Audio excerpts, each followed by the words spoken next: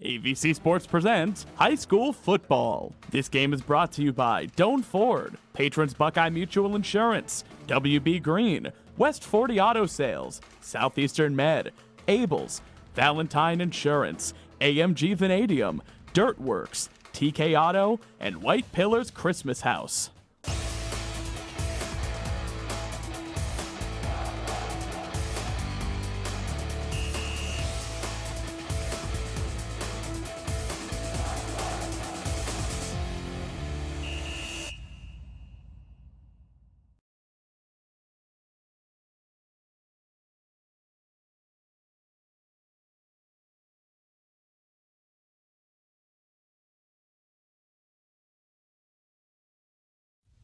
Do you really think that an insurance company who promises quotes in a few minutes has your best interest in mind? Do they really know you and what coverages you need? Hi, this is John Valentine with Valentine Insurance. We take time to learn about you and your insurance needs so you can feel comfortable that you're receiving the right coverages at the best possible prices. Find us on Facebook, stop by our office, or give us a call at 994-1776. Valentine Insurance, a partner you can depend on. Are you looking for a career path with a growing company? AMG Vanadium is actively recruiting for its Cambridge and Zanesville plants. Come join a company with a strong environmental purpose and commitment to community. To learn more, visit AMG's website at amg-v.com/careers. AMG offers a competitive wage and benefit package. Applications are currently being accepted. At Napa, when you take care of your ride, we take care of you. That's why a $25 digital gift card can be yours when you buy 10 quarts of Pennzoil Platinum Full Synthetic Motor Oil products at Napa Auto Parts. That's a reward for rewarding your ride and a way to treat yourself after treating your motor. So give your ride the premium motor oil it deserves and get rewarded in return. Offer ends 10/31/22. Void where prohibited. Terms apply. For complete details, visit pennzoil.com/rewards. Man, I slept. New ZzzQuil Pure Z's Restorative Herbal Sleep is made for people who are tired of being tired. I've never slept like this before. I've never woken up like this before. A melatonin-free sleep aid made with a botanical blend that contains clinically studied and effective valerian root, hops, and passion flower, shown to help promote better restorative sleep. ZzzQuil Pure Z's Restorative Herbal Sleep. Sleep this good, feel this good. Available at retailers near you.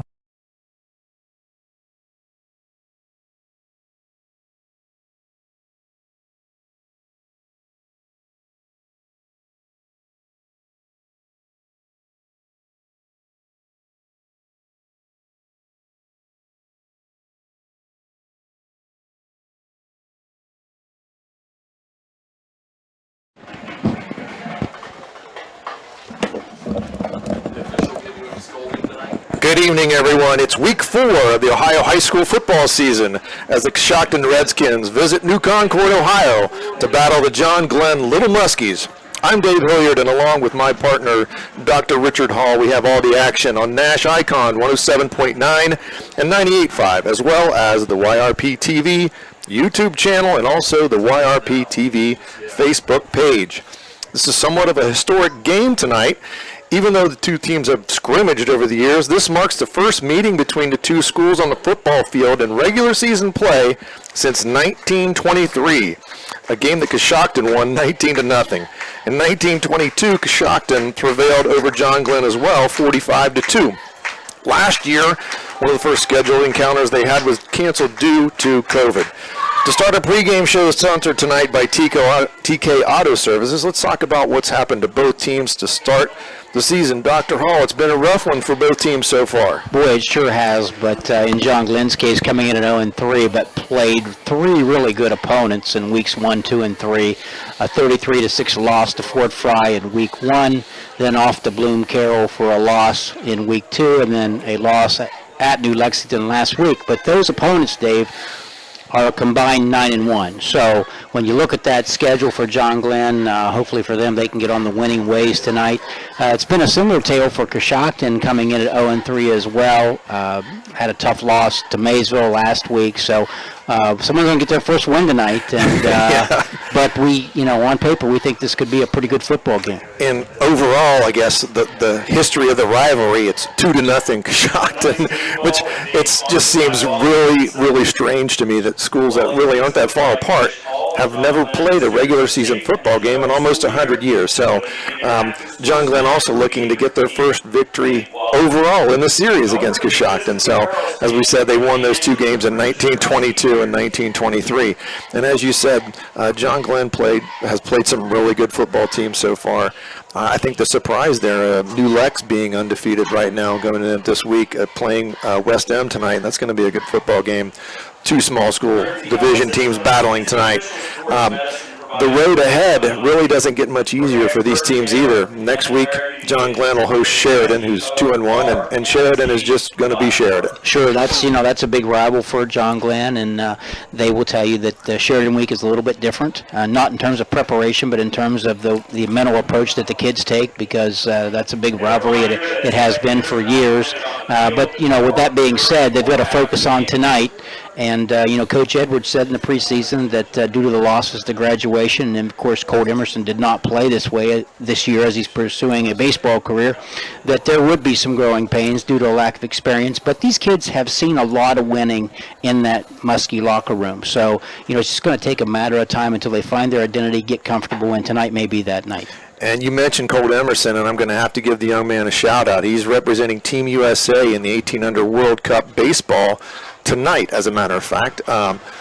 Coach Barclay was expressing to me that the game that he was going to play in first tonight was going to start at 7 o'clock, same as the kickoff here, but also they'd been moved back, so he's kind of hoping that maybe he's going to be able to get to see a little bit of Colt Emerson in action for the 18 and under world team, which is just a pretty impressive accomplishment. So some people wonder, why doesn't he play football? Well, he's got a pretty good reason. Sure does. He had to make a career choice, and is going to play baseball collegiately in the very near future. And so best wishes to him and his success on the baseball field, and looking forward to some good high school football tonight. And as we said too, Coshocton, struggling mightily, 0-3, but it doesn't get any easier for them. Next week they travel to Morgan, a team that you saw last week, and just really surprising right off the gate, a 3-0 Morgan team. Boy, yeah, Morgan is playing really well. They're starting to believe in themselves. They've got good skill players, and it's going to be a challenge next week. And quite frankly, from what we've seen so far out of Morgan,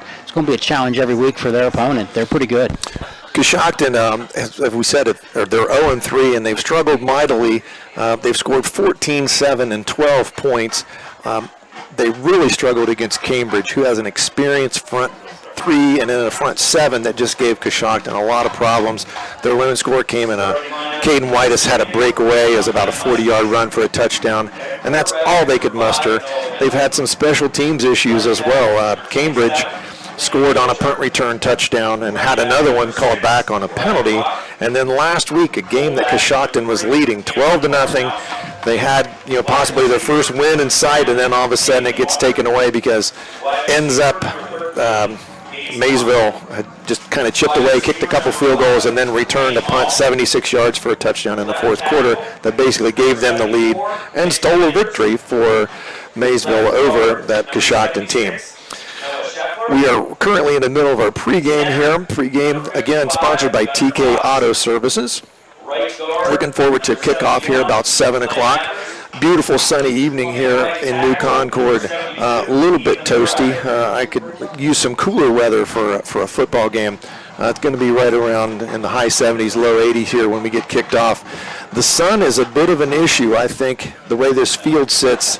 If you're going to receive the ball to our right on that far end where the John Glenn student section is, and I noticed over at broadcasting at Cambridge they had the same situation, and their kicker was really good at kicking it into a spot where the receiving team had to look up into the sun. So maybe that's something a kicking team is going to take advantage of here at this field.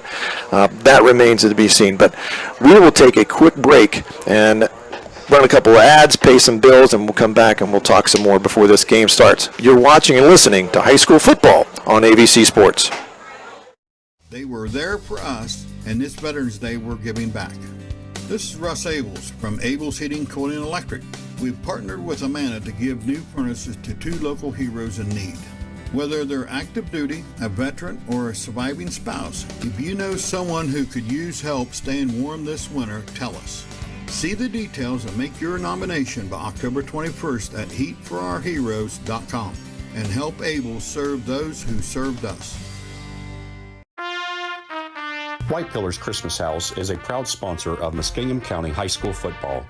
Located at 7405 East Pike in Norwich, the Christmas House is your one-stop shop for all your Christmas needs. From different collectibles, nativities, lights, gifts, to all kinds of ornaments. Stop in today at this unique, one-of-a-kind Christmas shop. And Merry Christmas.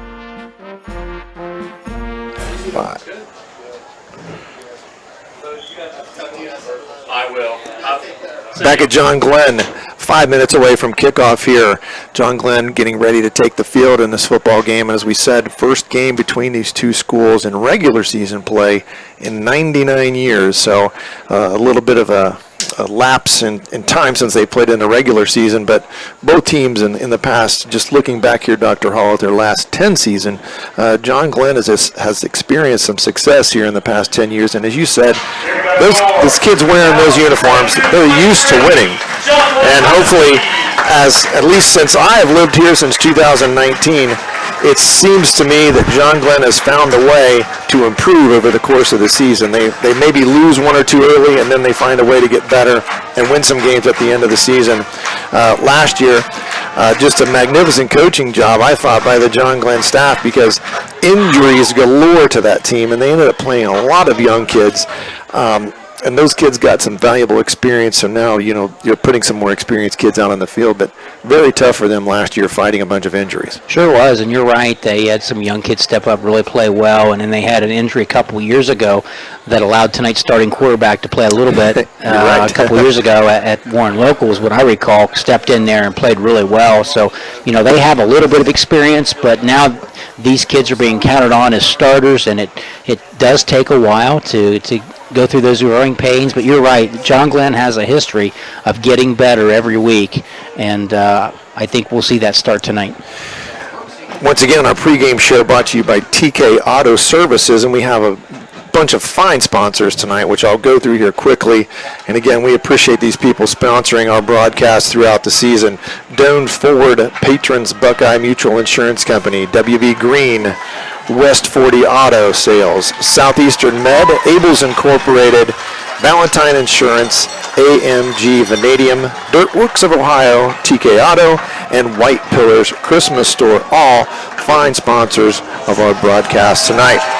And as we get ready for this football game tonight, Coshocton's just run out on the field wearing all red uniforms.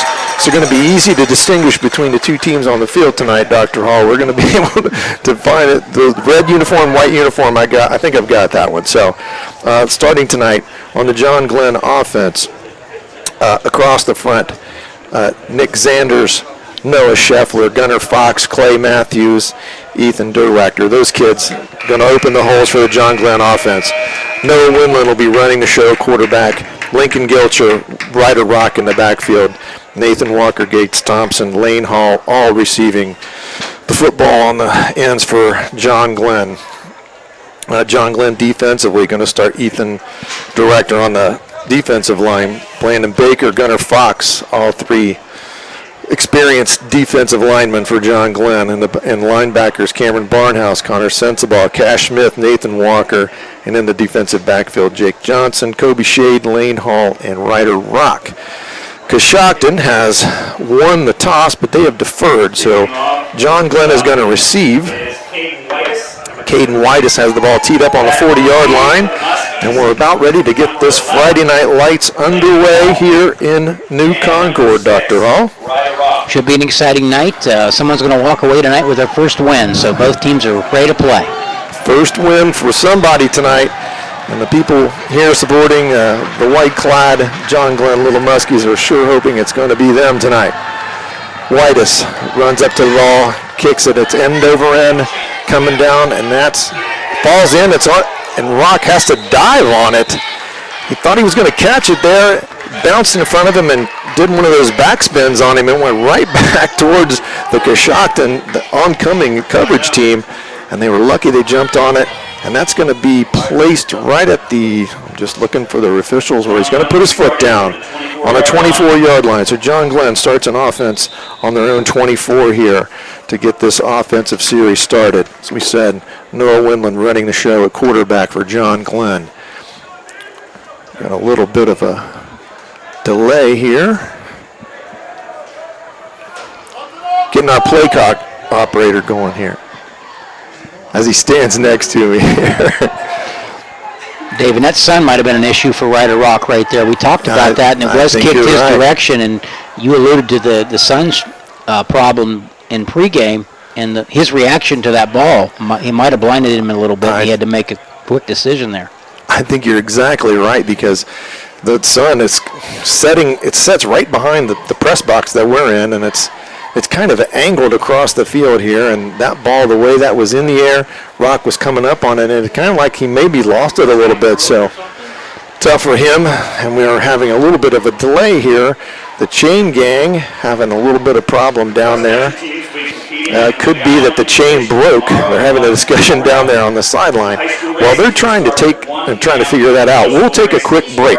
You're watching and listening to high school football on AVC Sports. The car is making a strange noise. Then the worry starts. Who can we trust to fix the vehicle that won't cost an arm and a leg? TK Auto Service is the answer. They're the area's garage that treats customers fair and repairs what needs repaired. No upsells to drive the cost up. TK Auto Service, east of New Concord and minutes from Cambridge on Route 40. Hey, this is Ted with TK Auto Service. Give us a call at 826-4916. That's 826-4916. Make us your repair service for all your vehicle care.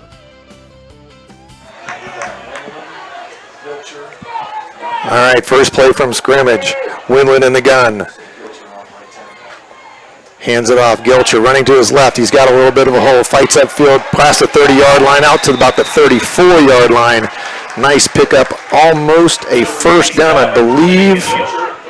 That is going to be a first down. They're waving the chains of hand. He picked up 10 yards there. First down. One running play. 10-yard gain for Gilcher. Nice play. Way to start the ball game for John Glenn, who hasn't really had that much success offensively so far. So a good first down play to start the ball game for John Glenn. Yeah, the guys up front did a nice job of opening a hole for Gilcher there, and he did a good job of capitalizing, earning the first down. All right, Windland in the gun. He claps for it this time. Gilcher to his right. Another big hole upfield. Out to the 45, almost to the 50-yard line, down at the 48-yard line. Another nice gain for Lincoln Gilcher, and another first down. 2 plays, 2 first downs for the John Glenn offense. That's all the way out at the 48-yard line. Another first down and 10 for John Glenn. John Glenn players looking over to the sideline, getting a signal. Windland knows what he wants to do here now. Maybe another handoff to Gilcher the way it's been going. Windland in the gun. Snap comes back. Another hand to Gilcher. Steps to his right, then to his left. Fights across the 50-yard line. Going to be marked down at about the 48-yard line. And that's going to be a 4-yard pickup for Gilcher on first down.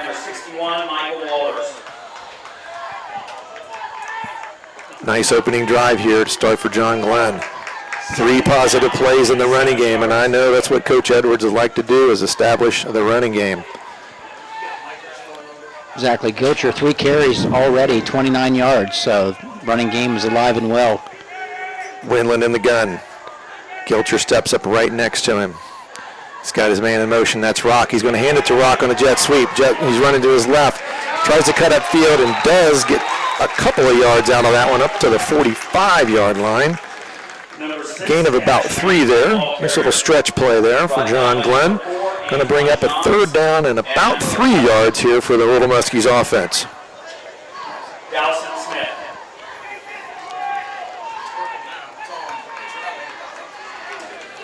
Windland, he's got 3 receivers out there. 2 to his right, 1 to his left. Walker, his primary target, over here to his left. Windland gets the snap, rolls to his right. It's a designed run. He gets across the 40 down to the 36-yard line. Nice run from Noah Windland, and that's going to be another WB Green Insurance first down for the Muskies. All the way down at the 36-yard line of Coshocton. Windland still in the gun. Gilcher right behind him. Snap back, handed to Gilcher, runs to his left. He's hit initially, but he breaks through. Gets down to about the 27-yard line. Another nice pickup on first down for John Glenn. Going to bring up a second and very short. He got more than I thought there. He got about 9 yards, Dr. Hall. Yeah, 4 carries there for Gilcher for 38 yards, and John Glenn's doing a great job of establishing the run early. No need to throw the football so far, and I know Coach Edwards is enjoying that. Windland has looked over. He's got the signal. Back in the shotgun. Rock stands right next to him on his right. And we've got penalty flags and a little early movement there from the John Glenn offense. That's their first mistake tonight. That penalty going to knock him back 5 yards, going to bring up second and about 8 yards here. That's back at the 38-yard line. Excuse me, that's the 33-yard line. On the Muskies, bringing up a second down, 8 to go.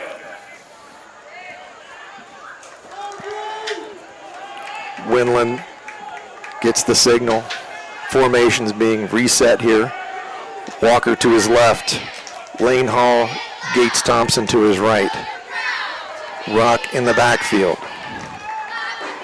Now he moves Rock over to his left. Fakes it to handoff. He rolls to his left, looks downfield, and he fires that, and it's caught down at about the 20-yard line. He breaks free down to 10 inside the 10-yard line. That's Lane Hall, a nice catch and run. A first down all the way down at the 9-yard line. It's going to be first and goal for the Muskies on the 9-yard line here. First possession of the ball game. 8:14 to play in the first quarter. Still no score, but John Glenn knocking on the door here, Richard. Yeah, good pass play there for the Muskies, and Hall did a nice job coming across the middle, and great pass and catch. All right, Windland still in the shotgun. Gilcher back in there behind him. Snaps back, hands it to Gilcher. He fights forward. There's a nice hole there, and he breaks it up into about the 3-yard line, fighting his way in between the 4 and 3-yard line. Another nice first down pickup. Brought down by number 7, Travis. That first and goal, that was another WB Green Insurance first down for the Muskies. 7:51 to play. No score yet. Offense looking over to the coaches for the signal. Windland still in the shotgun. Walker and Hall to his left. Thompson to his right. Hands the ball again to Gilcher. Nice hole up the middle. He gets in the end zone. Touchdown, Muskies. Lincoln Gilcher on that carry. Nice hole opened up in the front. And again, those guys up front did a super job. Gunnar Fox there at the center position. That was right up the middle, basically untouched in a goal line situation. That's very impressive for John Glenn as they take the opening drive and they take it all the way down the field, get the first points of the ball game. 7:28 to play, awaiting the extra point here. Evan Rector is their place kicker.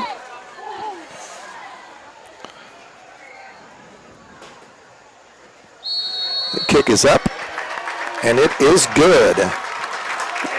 7-0 John Glenn. 7:28 to play in the first quarter. We'll take a quick break. You're watching and listening to high school football on AVC Sports. Score Muskies 7. Coshocton.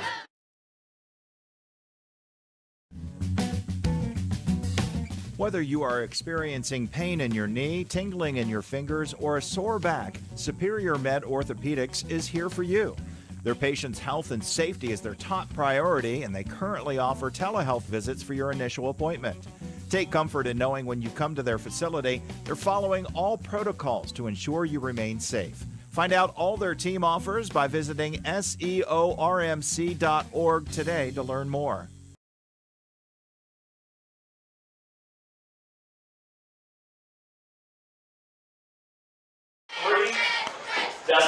Back in New Concord here. John Glenn has taken the opening kickoff of this game and driven 76 yards for a touchdown as they have taken an early 7-0 lead over Coshocton. John Glenn going to tee it up here on the 40-yard line. Evan Rector, our kicker. If I was wrong on the yards, you need to correct me, Dr. No, you're close. And 58 yards of that was on the ground, 9-play drive, good execution by the Muskies. And that's exactly what the doctor ordered for the John Glenn offense. Nice run, a timely pass completion, and then they stick it in the end zone there to grab an early lead here. Rector runs up, boots it all the way down on about the 10-yard line, and it's bouncing around, and it's finally corralled down there, and it's returned to about the 20-yard line. Not much there on the return, and that was another one that took kind of a strange bounce. Dustin Hall back there to try to corral that one, and again, looks like he had some backspin on it, and it got away from him. Did get on top of the football, though, and that's going to bring up a 1st and 10 for the Coshocton Redskins on their own 20-yard line. Now, if you're Coshocton, Dave, they're going to want to answer this, or at least try to get, a couple first downs, play some field position at the minimum, but hopefully for the Redskins, they can go down and score. Colton Conkle at the controls for Coshocton. Fakes the hand off, and he's scrambling and just has to throw it out of bounds to avoid a big loss there. And that's something that's a little bit out of character for Coshocton. You expect them with the wing tee that they're going to run the football, use some of that misdirection, but fake the running play and try to get something early in the passing game, and it just didn't work. Good pressure up front from John Glenn. Yeah, it really was, and I think Walker got to him quickly, and he just had to throw it away. But you're right, a little bit surprised their pass play on the first play of the game for Coshocton. Conklin under center. He's got Riley Woody behind him. He's a big bruising kind of running back, and he hands it to Woody, and he only picks up a short gain there, maybe a yard or two. And that's going to bring up a 3rd and 9 yards. Woody's 6 foot tall, 200-pound junior, and he's a bruiser. He's a straight-ahead runner, and he's got a couple other nice speed guys in the backfield. Caden Whitus is another player I saw break a long touchdown run against Cambridge. So they've got good inside, outside. They've just got to find some space for him there. The line's got to open some space for him, and that's been their problem so far.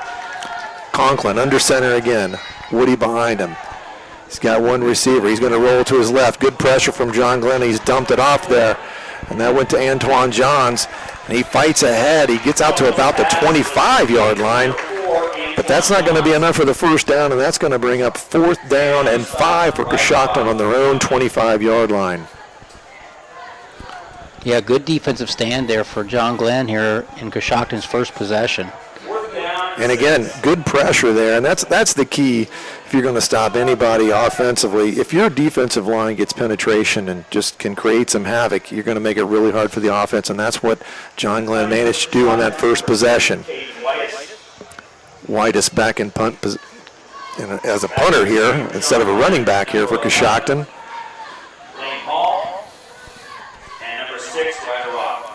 Rock and Hall are back to receive here. Whitus gets the snap. Low spiral, bounces, and he does pick it up. Makes a nice move. And that's not a flag, that's an official's beanie. That threw me the first week. Those orange beanies really confused me, but that was Lane Hall on the return.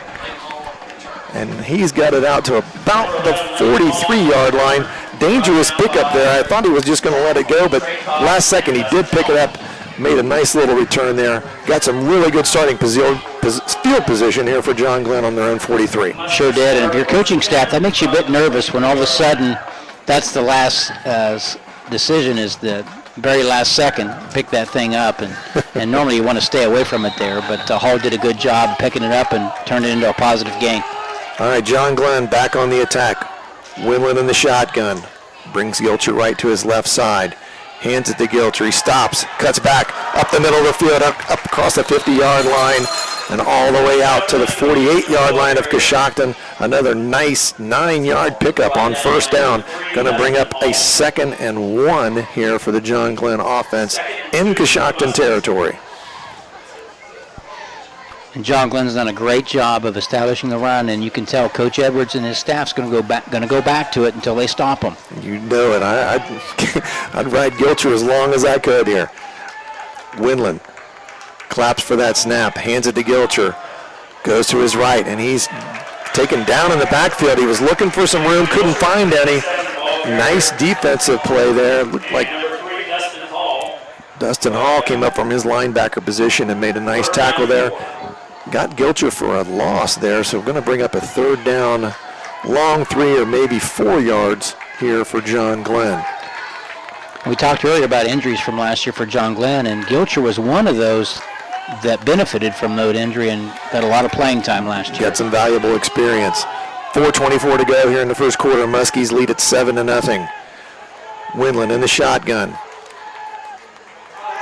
Hands it on the jet sweep to Lane Hall. He cuts upfield and makes that 1st down yardage. Gets it all the way to the 45-yard line. Hall, nice job on that jet sweep as he picks it up and gets a 1st down for John Glenn, and that's another WB Green Insurance 1st down for John Glenn. Down to 4:02 to play here in the first quarter. 7-0 early in this one. John Glenn on the attack. Only 1 negative play on offense so far. That's been pretty good here offensively. Windland with 3 receivers, 2 to his right, 1 to his left. Gilcher lone in the backfield. Hands it to Gilcher. Gilcher to his right, big hole, cuts it back, gets up across to the 20-yard line. Another big 1st down play, and that's going to be another WB Green Insurance 1st down. A nice pickup from Lincoln Gilcher all the way down to the 30-yard line. Gilcher picking up a big bunch of yards here early in this one. And until Coshocton can find a way to stop him, I think they're going to keep feeding him. Yeah, the guys up front on the offensive line doing a great job of creating holes for Gilcher. Lots of space for Gilcher tonight. Windland with the snap, hands it to Gilcher. Nice cut back to his right, up the middle of the field, out across the 20, down to the 15, down to the 13-yard line. Another big 1st down run for Lincoln Gilcher. And that was a pickup of about 13 there, I believe. And again, a WB Green Insurance 1st down. Timeout on the field here. I believe Coshocton's going to call a timeout and discuss what's going on here in the running game. So while they take a break, so will we. You're watching and listening to high school football on AVC Sports. Your home and your car are likely your 2 biggest investments. Protecting them from unexpected damage is a prime concern to WB Green Insurance. They are proud to represent Westfield Insurance, a financial service organization that provides insurance products for your home, auto, and business. Sharing knowledge, building trust is Westfield Insurance's pledge to their customers, along with personalized claim service that's fast and friendly. To learn how Westfield can help with your insurance needs, talk to WB Green Insurance today.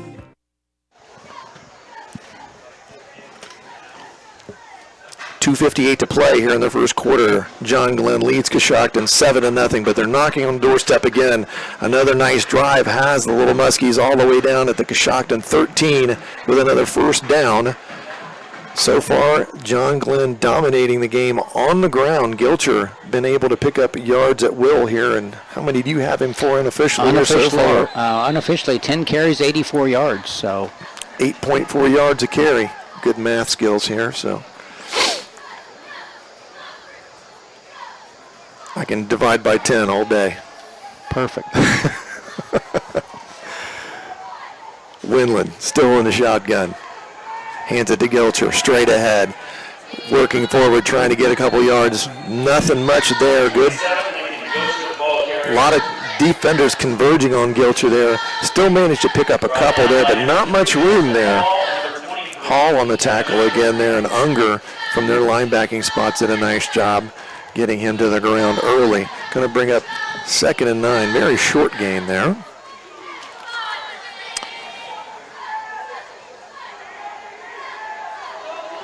Three receivers. 2 to his right, 1 to his left. Windland. Snap, fakes it to Gilcher. He's rolling to his left. He's got, and it's tipped and it's intercepted. And that's intercepted and taken back all the way out to the 32-yard line. A nice play there. Antoine Johns made a nice interception. It was tipped. Tough throw when the quarterback is running to his left. Johns, though, saw the ball and eventually got it into his hands, and he made a nice little return all the way out to the 33-yard line. So Coshocton comes up with a turnover, and that could be a big play here because John Glenn had all the momentum. They sure did, and you're right. Winland rolls left, and the ball was tipped, and when the ball's tipped, normally something bad is going to happen, and Johns did a great job of the interception and did a nice job on the return. Conklin hands it off, this time to Whitus. Whitus fights ahead, and he picks up a nice gain on first down of about 6 yards. What was that Woody Hayes always said? When you throw the football, 3 things can happen and 2 of them are bad. That's right, and that was an example right there. And on the rollout by Winland, the ball was tipped, and then Johns made a great play. Coshocton now, second down and about 6 yards on their own 32. This time a handoff, and there's a flag, and I think there was some motion early there. Looked like an illegal motion. That was a handoff to Traylon Berry, but I think that one might come back. Flags came out pretty early on that one. And it is a legal motion, and that's going to move Coshocton back 5 yards, so that's going to bring up a 2nd and 11 here, wiping out that nice gain they had on first down. One thing that Coshocton cannot afford to do if you're them is have a lot of penalties of that nature. Anything really, but particularly at the offensive side of the ball. It's been a struggle for them on offense, and they can't shoot themselves in the foot here. Conklin again under center.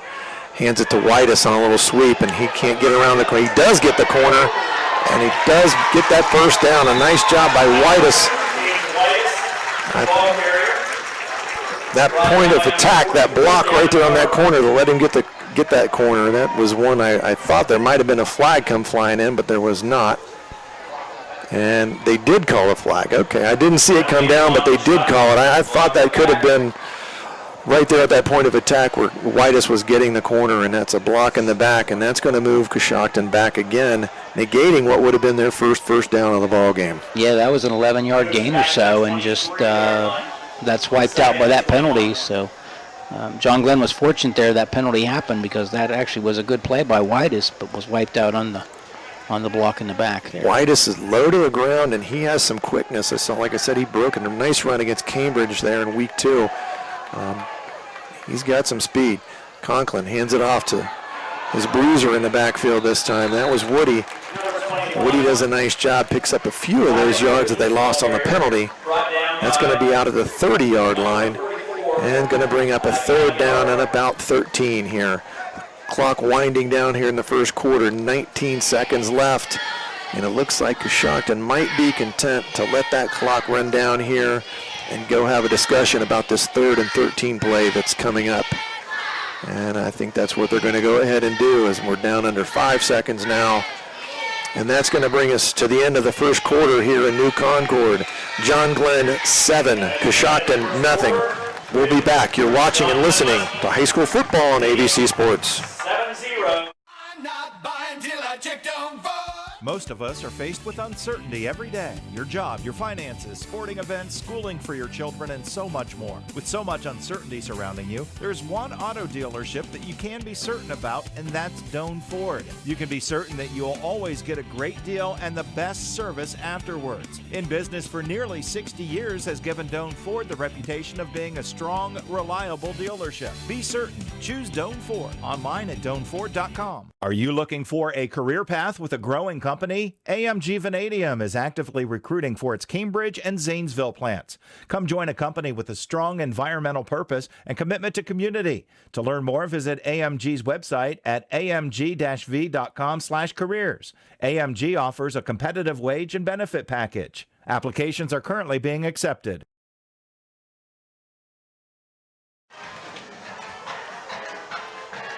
Back for the second quarter here in New Concord. Coshocton with a 3rd down and about 13. We switched ends in the field. Coshocton in their red uniforms now going to be looking into what's left of that sun. Conklin, he gets the snap, rolls to his right, but he's flushed out of the pocket. He's on the run. He lets it fly, and that's just going to go out of bounds. Had to get rid of it. He was going to take a big loss. Nice pressure back there. Cameron Barnhouse applying the pressure, making Conklin get rid of it when he didn't want to. And that's going to bring up 4th down for Coshocton and 13 yards, so they're going to bring on the punt team. Good stand there from John Glenn after the turnover. Sure was. A lot of bad things can happen when you turn the football over, but, John Glenn defensively stood strong there and going to get the football back in probably pretty good field position. And as I said, this is one of the things that's plagued Coshocton is coverage on the punt. So we'll see what happens here. Whitus, another line drive. This time it bounces right between the returners. And he tries to get out of it. A nice coverage from Coshocton. Went right between the 2 returners that were back there. That was Hall and Rock, I think, was the other one that was back there. And the ball bounced right between them. So unfortunately for John Glenn, that's going to back them up farther than they would have liked.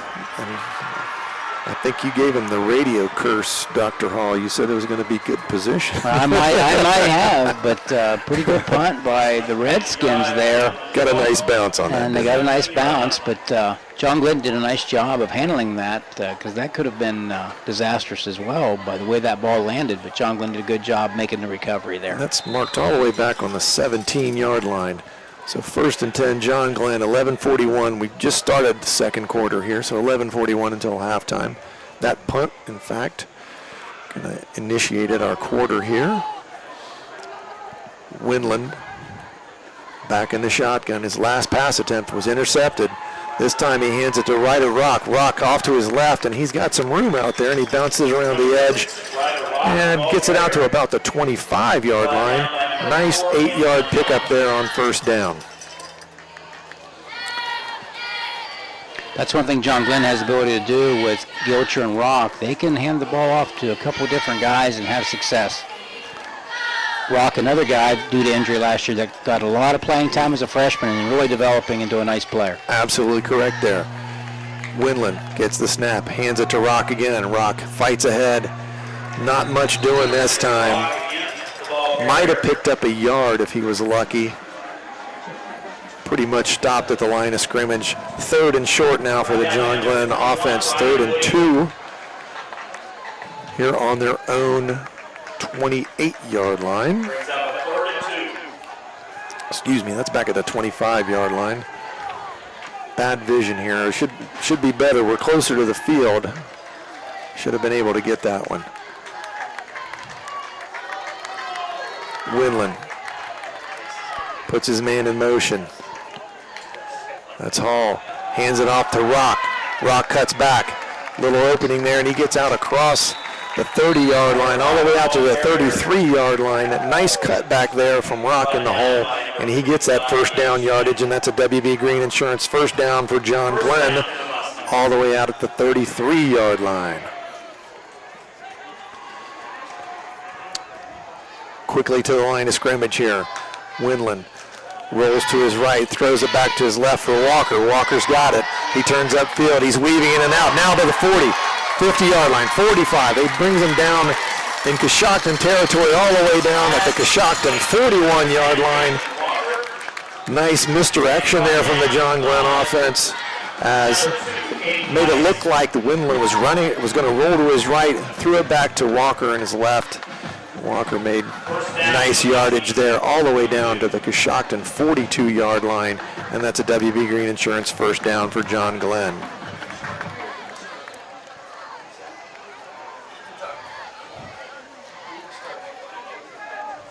Winland in the gun. Still got Rock back there behind him. Hands it to Rock. Steps up in the hole with darts to his left. Now he's got the corner. Turns it upfield and gets the ball all the way down to about the 30-yard line. Another nice pickup there, and that's going to be another 1st down for John Glenn. And that's another WB Green Insurance 1st down all the way down to the 30-yard line of Coshocton. And again, Dr. Hall, the Muskies making hay, running the football. Again, first quarter was Gilcher, and now we're seeing a lot of Ryder Rock here in the second, so they're trying to spread the ball around. Gilcher back in this time for Rock. Thompson to his right. Walker and Hall to his left. Hands the ball to Gilcher. Off to his left. Gets hit quickly. Might have got back to the line of scrimmage or a little farther. Might have picked up a yard there. And that's going to bring up second down and about 9 for the Muskies on the 27-yard line of Coshocton. 9:06 to go, 7-0. John Glenn leads this one early still in this contest. As usual on offense, everybody in white looking over at the coaching staff, getting the signal. Thompson and Hall over here on the right. His big target, Walker, over there on the left. Hands the ball to Gilcher. Steps in the hole. Nice cut back to his left. Gets it all the way down across the 20-yard line. Nice hard run from Lincoln Gilcher all the way down to the 19-yard line. And I see the officials waving him up. That's another WB Green Insurance first down for John Glenn. Ball spotted down on the 18-yard line now. Another nice offensive flow here for John Glenn. And again, they've established the run, and they are going to just keep leaning on that run. This time they need to capitalize in the red zone. Winland with the snap, hands it to Gilcher. Not much room, but Gilcher does make something out of nothing there as he plows ahead. Gets it down to about the 13-yard line. Number 61, Michael Walters brings it down for Coshocton. Good pickup of I'm sorry there, Dave. Good pickup of 5 yards there by Gilcher. Wasn't much room there, but he made something out of what little there was, so going to bring up 2nd and 5. Still very manageable here offensively. They haven't gotten themselves in a bad down and distance really tonight. Gilcher comes up right next to Winland. Switches the sides now. Hands it, stutters in the hall, cuts back to his right. All the way down inside the 10-yard line, down inside the 5. Gilcher with another nice cutback all the way down to the 4-yard line, and that's another WB Green Insurance first down for John Glenn. First and goal on the 4 here, 7:25 to go in the first quarter. John Glenn looking to capitalize here early in the second quarter and extend that lead. 7-0, the Little Muskies right now got Coshocton on their heels a little bit. Gilcher still in the backfield. Winland brings him right up to his left side. Winland's going to keep it. Goes to his left. Cuts it back. Virtually untouched into the end zone. A touchdown, Muskies. And that's going to make the score 13-0 here with 7:02 left until halftime. A nice job there by John Glenn, basically driving from their own 17-yard line and all the way down the field and running plays and punching it in. Absolutely. You know, they did that. They did that on nine rushing plays and 1 pass play, and a great execution again by the Little Muskies to go down and control the football and come away with the score. Rector in for the extra point. Snap back, hold down, kick right down Broadway. And that's going to make the score 14 for John Glenn. Coshocton, nothing. We'll be back right after this. You're watching and listening to high school football on AVC Sports. In your time of need, will you be happy with your cut rate car insurance? Will you have the coverages you need? Valentine Insurance is dedicated to protecting you and your family when you need it. As an independent insurance agency, we have partnered with many reputable insurance companies who even have local claims adjusters to provide you with unbeatable service. Are you going to trust a talking lizard to help you with your claim? Really? Don't let this happen to you. Trust the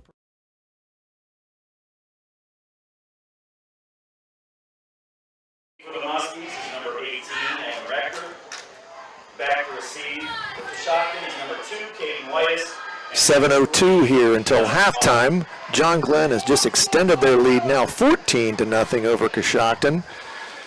Rector getting ready to tee it up and kick it off once again. Sun finally setting here in New Concord. Lights are on. John Glenn enjoying a 14-0 lead, and it's might be one of the first times this season they've been enjoying a lead.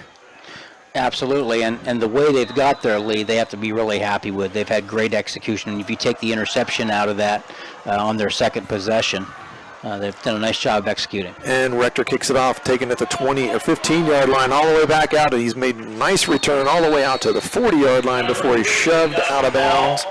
That was Hall on that return for the Redskins. Nice starting field position here for Coshocton. And they need to make something happen, because if John Glenn can get the ball back and just run the ball down the field again, they can extend that lead even more here before half. So Coshocton needs an answer here for this one, Dr. Hall. They really do. They need to score, but at a minimum, they need to get a couple first downs and control the clock a little bit, because you're exactly right. The way John Glenn is executing on the ground, not only do they go down and score, they also chew up a lot of time while they're doing that. Right, and I have them without a first down so far, so they really, as you said, if they can't score, they really do need to pick up a couple first downs and keep the ball out of John Glenn's hands.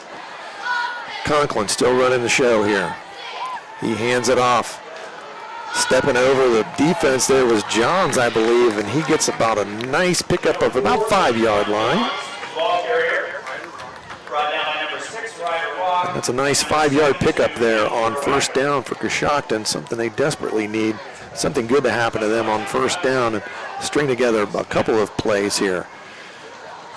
2nd and 5 now for Coshocton on their own 44-yard line. 6:23 to go until halftime. Coshocton in their wing tee. Conkle under center. He's got 2 guys in motion, and that's going to be a legal motion. It doesn't get blown dead. And there was a lot of confusion there between the Coshocton backfield as well as the officials. Sure because was. the flag didn't come out for a little bit, and there really wasn't a whistle that was blown. I thought they were going to blow that dead before the play even started, but they did not. So they're calling an illegal shift.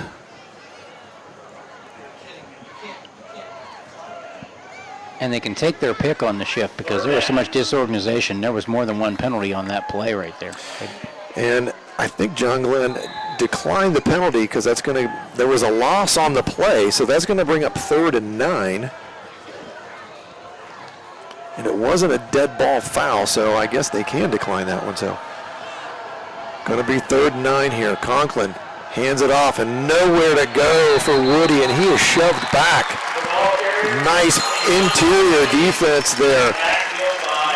Brandon Baker makes a nice play defensively. Nobody was going to get past him, and that's going to bring up 4th down and 10.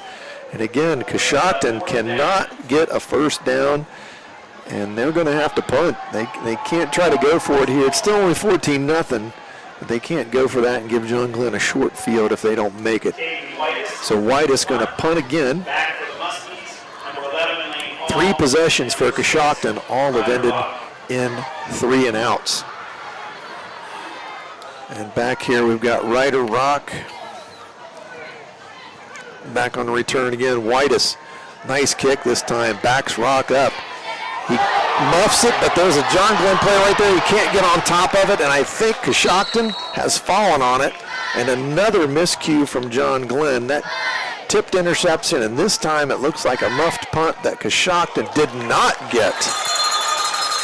Boy, John Glenn was fortunate there on that football, because that would have been great field position for the Redskins. Rock backing up, trying to make the catch like an outfielder that's backing up on that fly ball and just couldn't get it corralled.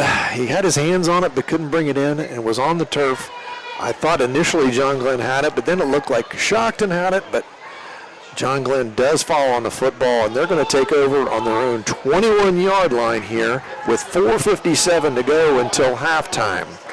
So they've got plenty of time when the clock stops after first downs, and they have 3 timeouts as well here. And you can bet with the way they're running the football, they're going to continue to pound the ground until Coshocton takes that away from them. Throwing me a curveball. They've got another quarterback in there. This time Jake Johnson is running the show, and he's going to hand it to Gilcher, and he turns upfield, and he's got another nice gain. Lincoln Gilcher running too hard to his left, and he's going to pick up about 7 yards on that first down play. Coaching staff threw me a curveball. They brought in another quarterback, Jake Johnson, a 5'9" sophomore, now running the show for John Glenn.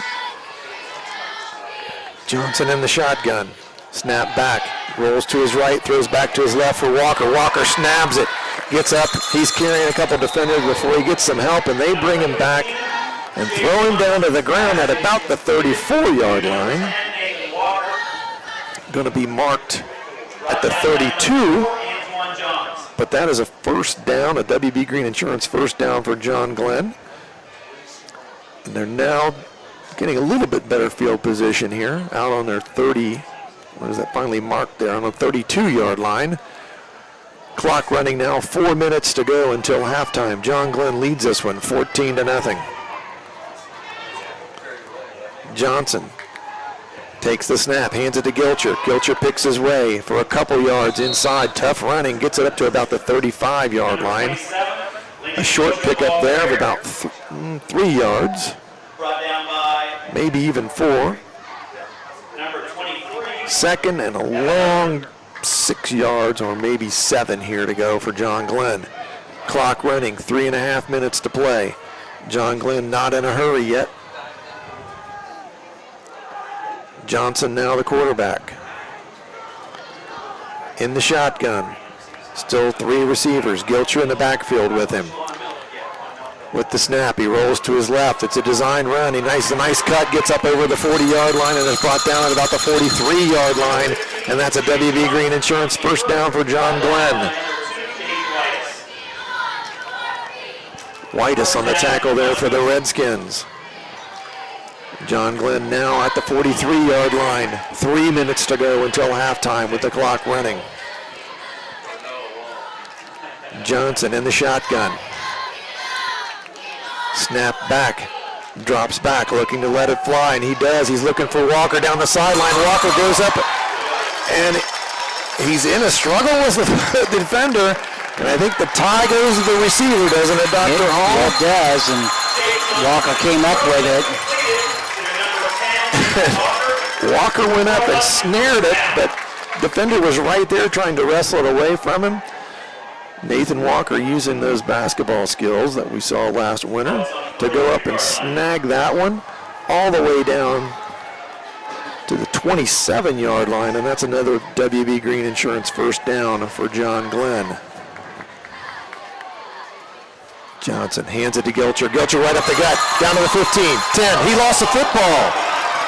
And that's going to be recovered by Coshocton on about the 12-yard line. And another turnover there for John Glenn, just when it looked like they were going to score and really put this game maybe out of reach before halftime, and they don't get it done as Gilcher fumbles the football. And that ball popped up in the air like he might have got hit right on the ball. And so Gilcher fumbles the football, Coshocton recovers, and there's 2 minutes, 19 seconds to go until halftime. And right now, if you're Coshocton, I don't think you want to do anything where you turn the ball over deep in your own territory. No, I would agree. You want to hold on to that and at least, get out of here only down 14-0. Conklin hands it to Woody, and Woody doesn't get much there. And that's going to bring up a timeout from John Glenn. John Glenn trying to make Coshocton punt the ball down here, which I don't blame them. Ball's down on the 10-yard line. I was thinking it was at the 15, but again, that was at the 10-yard line.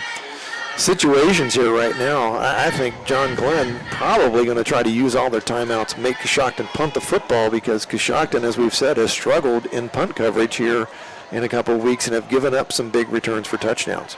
They sure have. And John Glenn's not going to want to go in the locker room on that fumble. They're going to want to try to get a possession and, yes. and do something positive before halftime. Yes, and, and right now, the only thing that has stopped John Glenn has been themselves. Yeah, you're right. The interception on the rollout took away the second possession, and then the fourth possession here, the fumble. So, yeah, everything that's happened's been self-inflicted. All right. Coshocton with the football here, second down, 11 yards to go. 2:11 until halftime. Conklin hands the ball off. This time, nice running room there. They're going to pick up about, like a nice 7-yard pickup there, and that looked to be John's. Excuse me, that was Barry that time. And another timeout. They're going to stop the clock.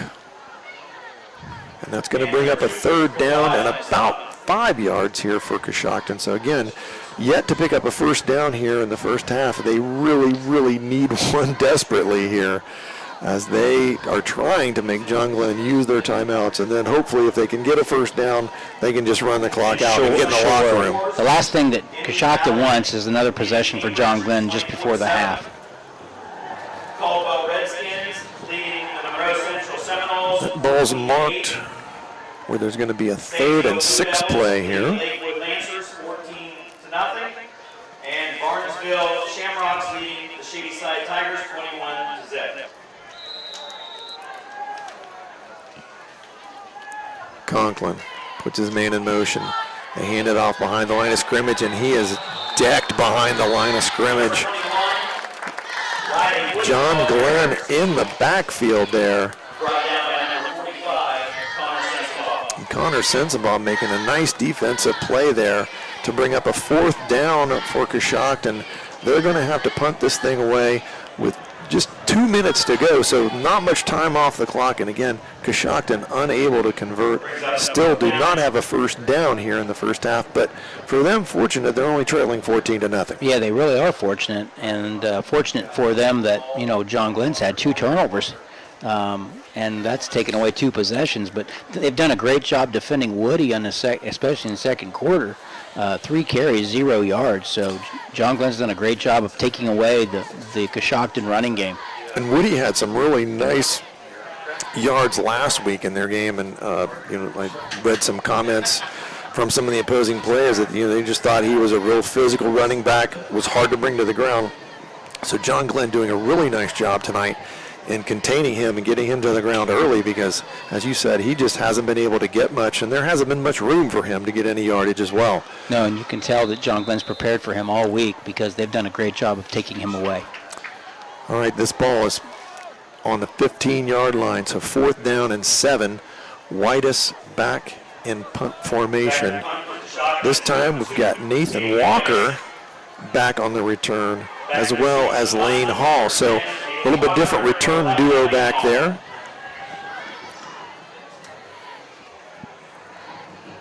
Snap back to Whitus. Gets the leg into it. It's end over end. Almost gets over Walker's head, but he makes the catch, and he is tackled immediately. Nice coverage there. And that was Israel Rice making a nice tackle. Walker could go nowhere. He made a nice catch, but then didn't get anywhere.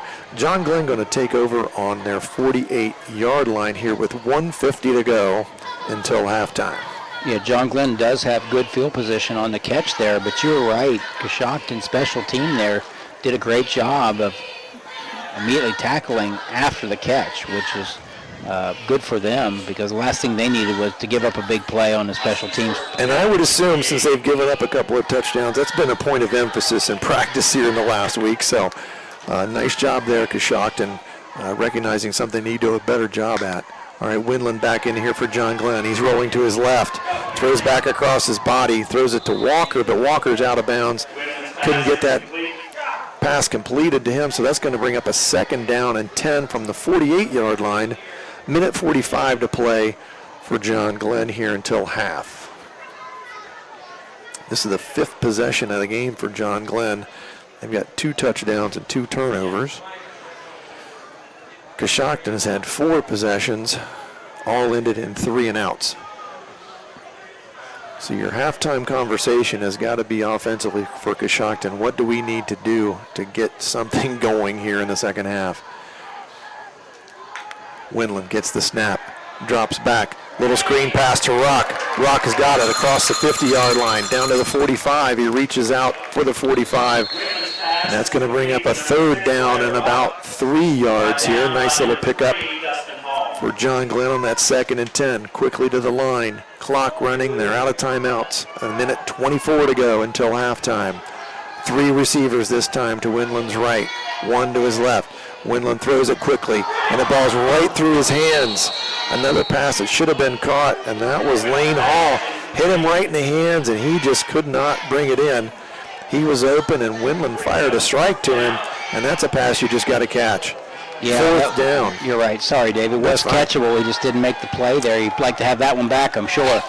Fourth down and 4 here for John Glenn. 1:15 to play. They're rolling the dice here. They dominated this first half of play.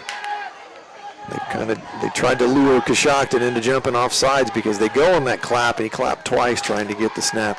This time Winland's got it. He fires it out to Walker. And that's going to be close.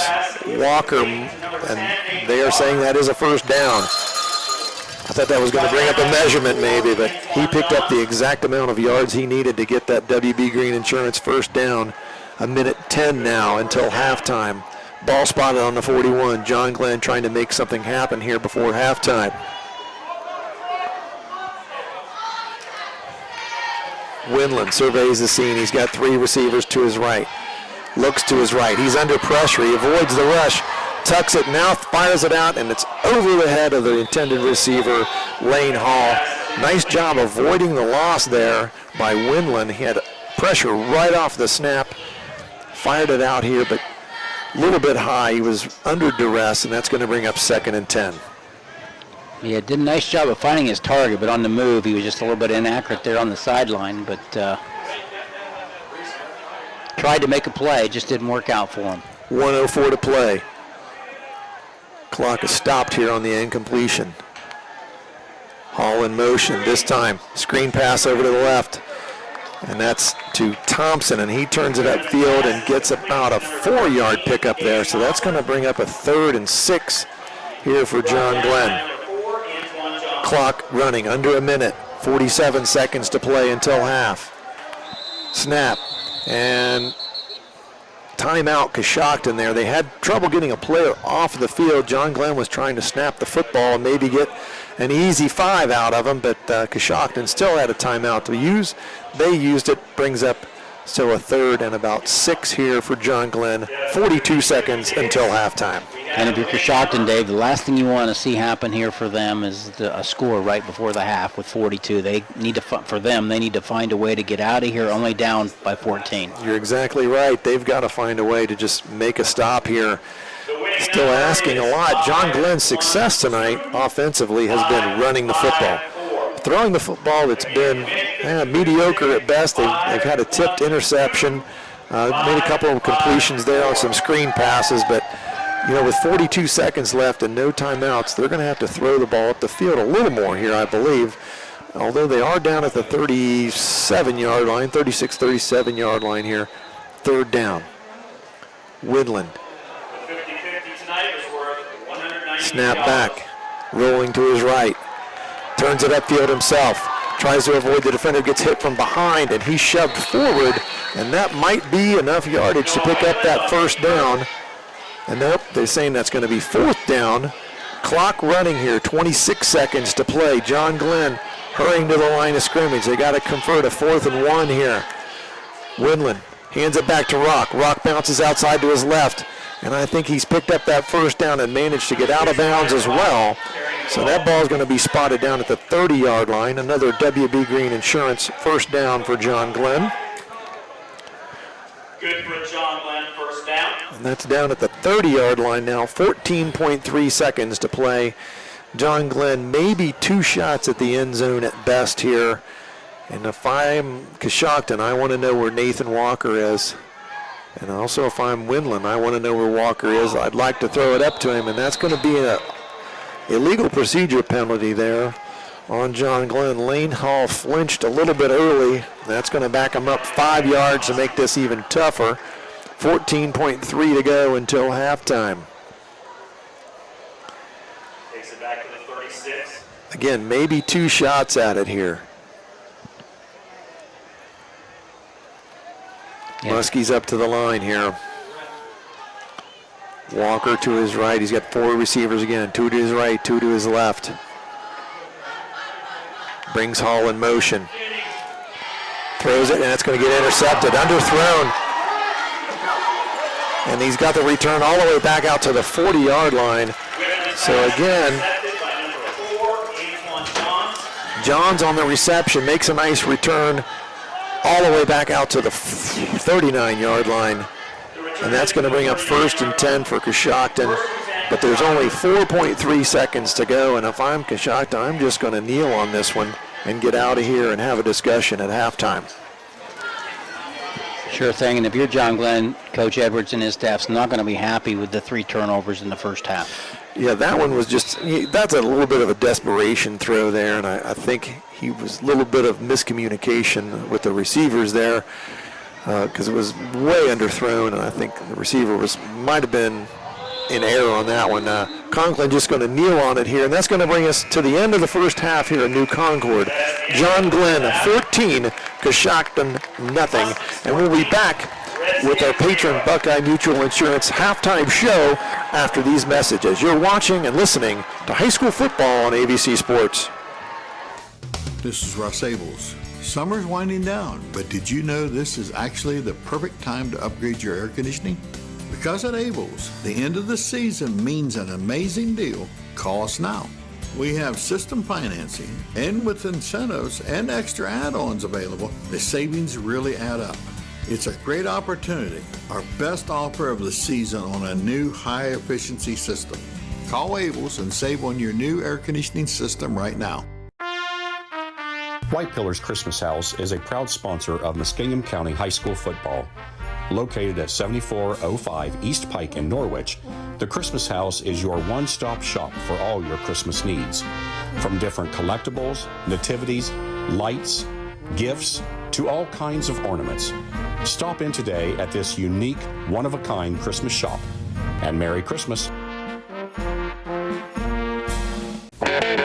I was sitting in my car and it wouldn't start. I lifted the hood and the engine was falling apart. What would I do? My eyes filled with tears. Then on the radio I heard of West 40 by Pay here, where for a little money down and a little each week, I could have a car, nice, shiny, and sleek. So I walked in the door and I put the money down. Now I got a nice car that I can drive around. West 40 by Pay here will help rebuild your credit. The corner of Dewey and Route 40 in Cambridge, don't you forget it. West 40 Auto Sales, corner of Route 40 and Dewey Avenue in Cambridge, is home of the guaranteed credit approval, with most loans approved while you wait. Go to their website to fill out an online loan application, west40autosales.com. You'll also find their weekly special listed there. How can you select from insurance companies offering you lizards or ducks? When it comes to protection for your home and auto, you want a company that provides quality insurance products and personalized, fair, friendly claims service. WB Green Insurance represents Westfield Insurance. Their reputation is based on sharing knowledge and building trust. Westfield has been around the neighborhood over 150 years. WB Green Insurance welcomes the opportunity to quote your home, car, and business insurance. Don't be fooled by lizards and ducks. Call 439-1329.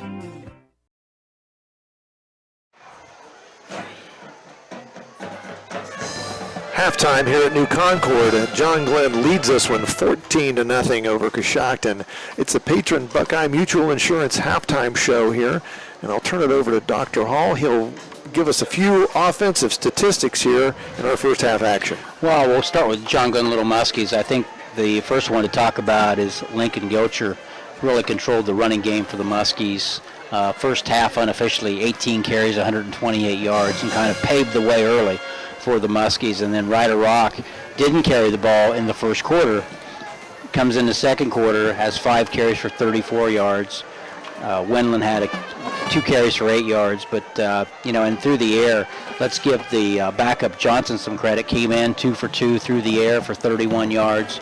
Wendland in the second quarter there, 3 for 7 for 38 yards. Does have a couple interceptions, and then we have a couple. We have the lost fumble there, so we have 3 turnovers for John Glenn in the first half, which that's going to be something they're going to talk a lot about at halftime. I don't think they're going to feel really good about that. But their offense execution was really good at times. It started to click for them, except when they did turn the football over. If you're Coshocton now, your offense has been next to nothing, and very fortunate if you're the Redskins to be only down 14-0, still in the football game. That could have went either way. they really benefited from those 2 turnovers that stopped John, 3 turnovers, excuse me, that stopped John Glenn's scoring threats, because they were moving the football on at least 2 of those 3 possessions when they turned the football over. So, if you're Coshocton, not a lot of positive things to talk about, but only giving up 14 to John Glenn at their home field, with them being hungry for their first win, that is something positive that the Redskins can talk about. You said hungry for first win, and they set pizza down right next to me when you said that. I can't believe that. There's some other games going on tonight in our family of stations. Caldwell is at Monroe Central tonight. That game's on KC 105. Caldwell leads that one 14-8. Barnesville is at Shadyside. That's on 93 BVN. Barnesville leads that one 28-0.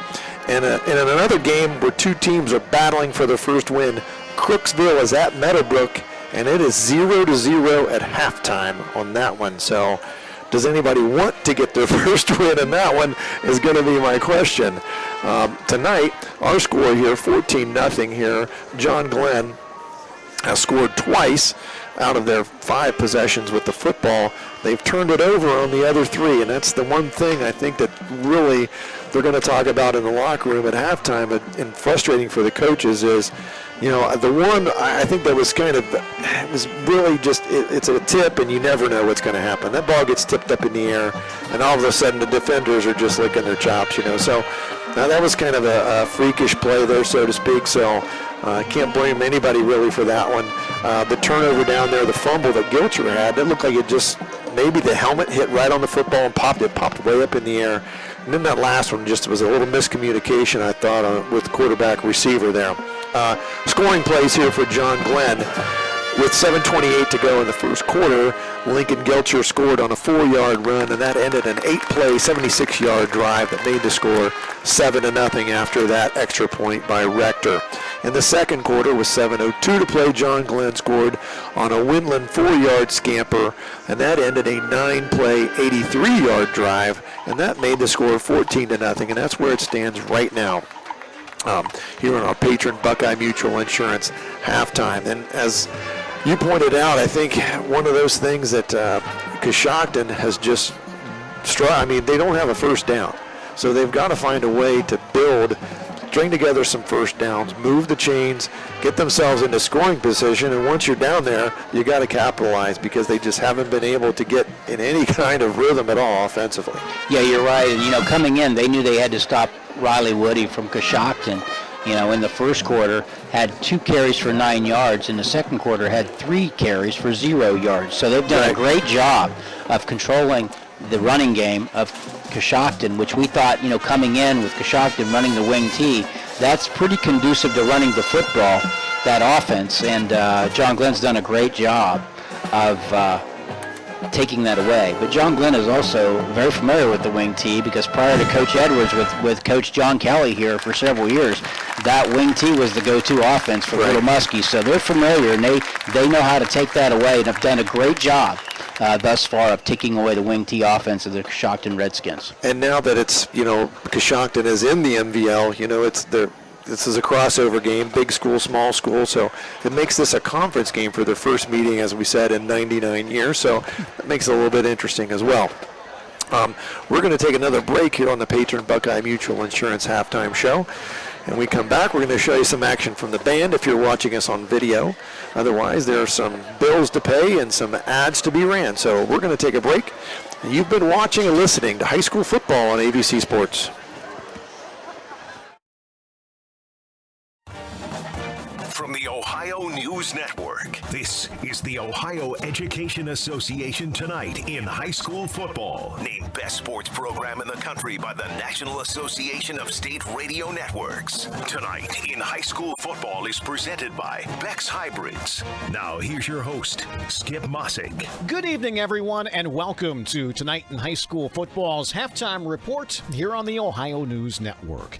Recruitment and retention of officials has always been a priority for the OHSAA, who has rolled out a new tool to do so.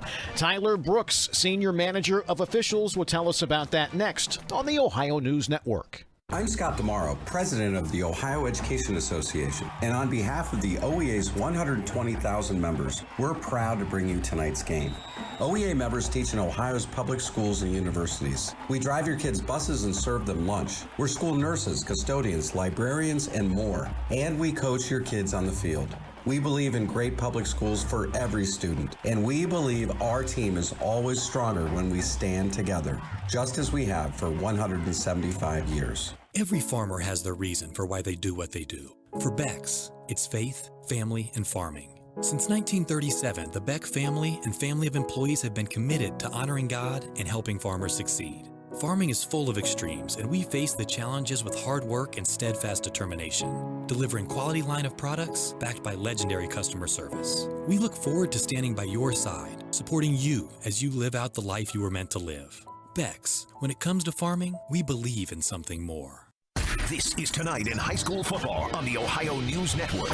Once again, here's Skip Mossick. We are presented by Beck's Hybrids at Beck's. They are and will remain farmers at heart. And welcome back, everyone. Halftime of your game broadcast. We're joined this evening by Tyler Brooks, Senior Manager of Officiating and Sport Administration with the OHSAA. And Tyler, we've talked about this before. You know, the importance of recruiting new officials, really for all sports. The OHSAA rolled out an online and in-school education program. I guess tell everybody all about that. Yeah, thank you for having me, Skip. It's a tremendous new program, and it's exciting and new all at once. It's really only been active and rolled out since about mid-July, but it's probably been about a year and a half in the making. Prior to this format, all of our courses were in-person courses, and in-person instruction is great when you can do it, but in 2022, you got to meet people where they're at. And so if you can get an undergraduate degree from college, you can probably get a basis of officials education electronically, just like you can an undergraduate degree. So we worked with a partner company called Reps, and they've developed an online curriculum for many of our sports. And what that allows us to do is several things. One, it allows us to have a baseline and consistent curriculum across the state.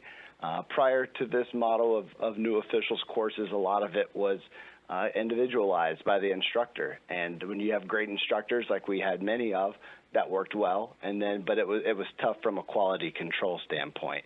So this allows for kind of a consistent curriculum, but maybe more importantly, is kind of a year-round availability of all officiating courses across the state. So when the in-person classes were being held, a lot of them really just preceded their OHSAA season, and then you kind of hope that there was an instructor in your area that was holding it at that time. So what this new program allows us to do, both in the adult education courses as well as kind of in high school setting, is to make it available essentially year-round. So that flexibility, we hope, we'll see, will provide us a lot of new officials and kind of capturing them when they're interested, instead of kind of hoping that their interest times out with, preceding the OHSAA season and hoping there's an instructor in their area at that time. Tyler, what sports do you see having the biggest need right now across Ohio? Yeah, so when it comes to need, it really is sport and geographic dependent. Soccer is one that has historically been thin. It's a sport that has had kind of steady growth over the years, but never has the officiating community really reached the level of a lot of other team sports. So soccer's been one that it's always been thin and a challenge, but then it really can vary state by state. And then, baseball, softball are always difficult in the spring, especially with all of the wonderful Ohio spring weather that we're known to have. A lot of your schedule is rainouts and reschedules. And so it's just, you may have your schedule filled and then got to be really flexible, and then that can lead to games essentially getting doubled up on days. When they're spread out evenly, it works out well. But when you get a double rainout day, there's a few states that would be able to get the adequate officials needed for coverage on those days.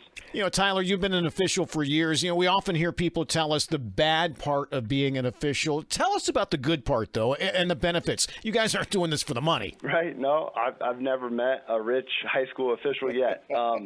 But what you do find is a camaraderie and a community that you probably don't realize you're living amongst. You know, officials are most typically just high school players that played the sport that they like and want to see get to be preserved and continued. And once you get into the officiating community, and you'll find a extremely rewarding experience. Maybe it's a lifelong passion. Maybe it's a 5-year hobby. You won't really know till you give it a try, but you'll know all along the way you're helping provide opportunities for student athletes in Ohio. And people can get all the information they need on the OHSAA website. Tyler Brooks, we appreciate you joining us at halftime tonight, okay? Thank you, Skip. And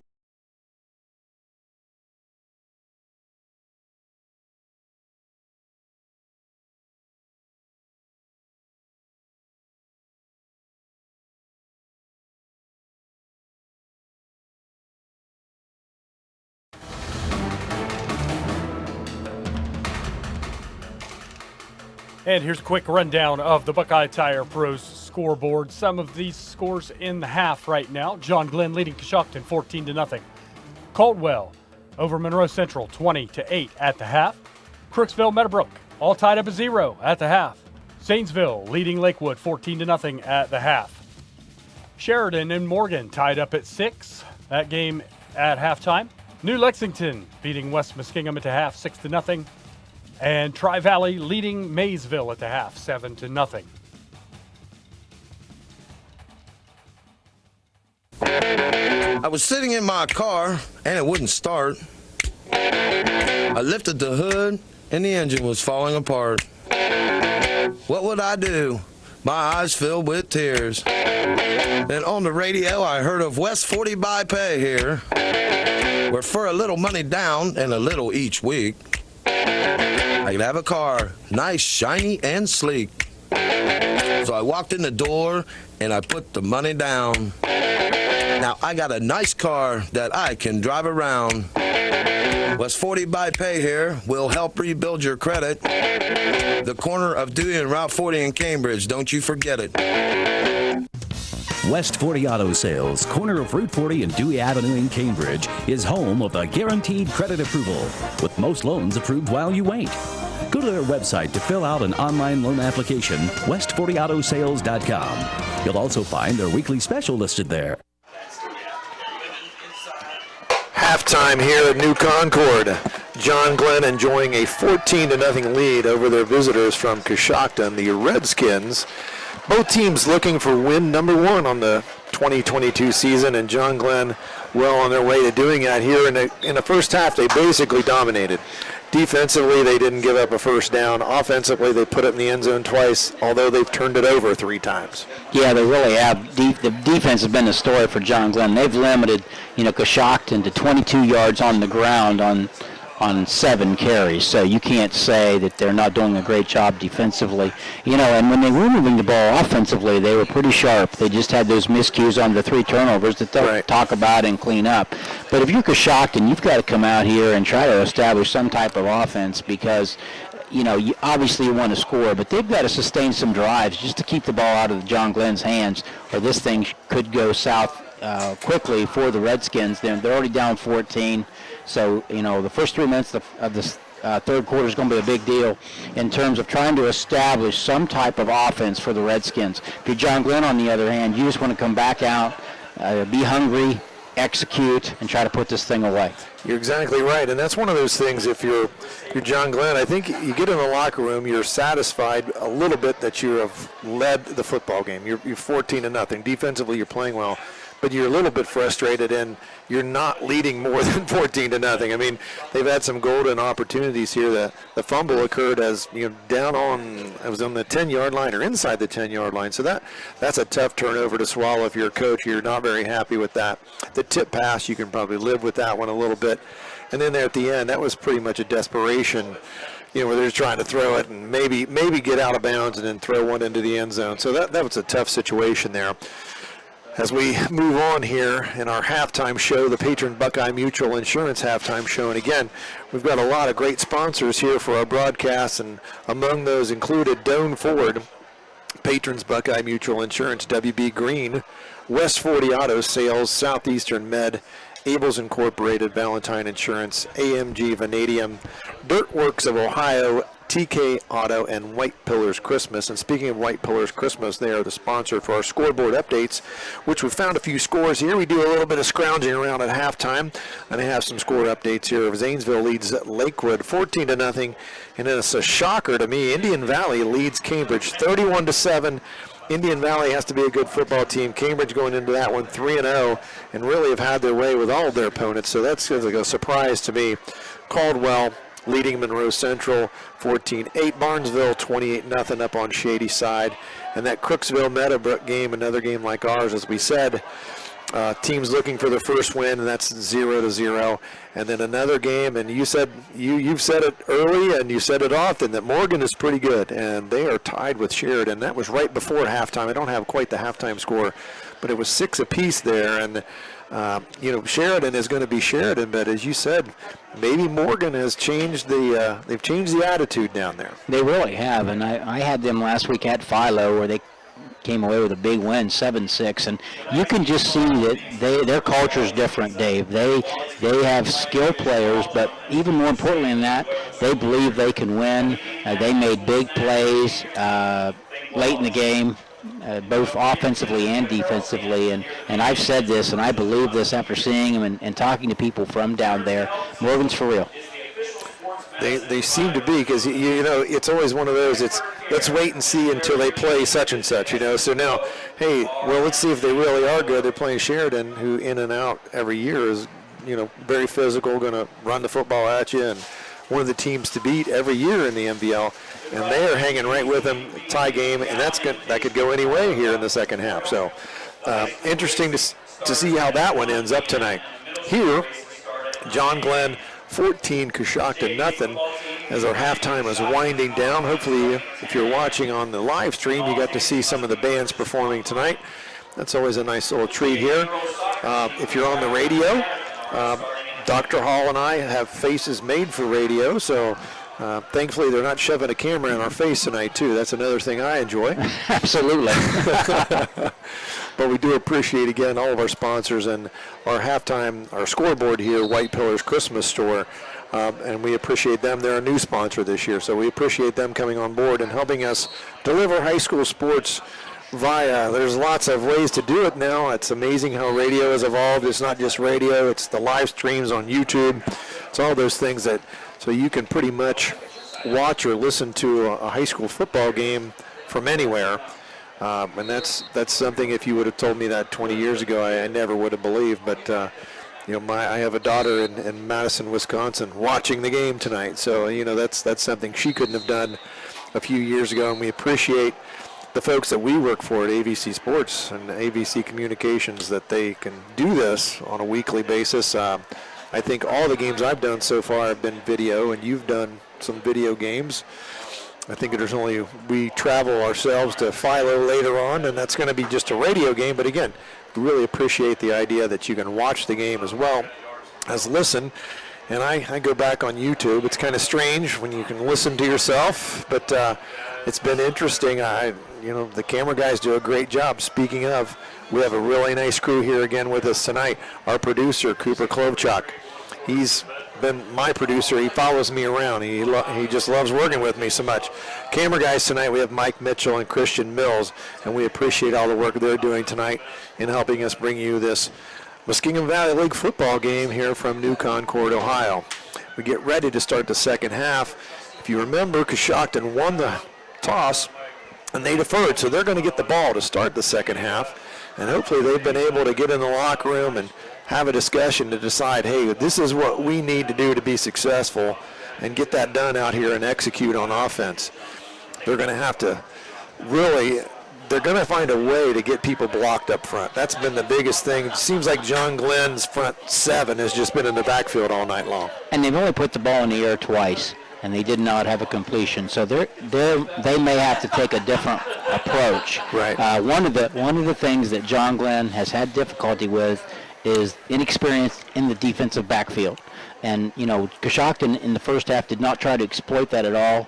Maybe that's something they could consider trying to do. I have no idea whether that'll work or not, but they certainly have not established the running game. So they may have to change a little bit and try to attack John Glenn just a little bit differently here in the second half. You're exactly right on that, and that's a game, the first game of the season that I was here with Dave Davidson, and Fort Fry is not known as a throwing football team. They're very physical. They run the football.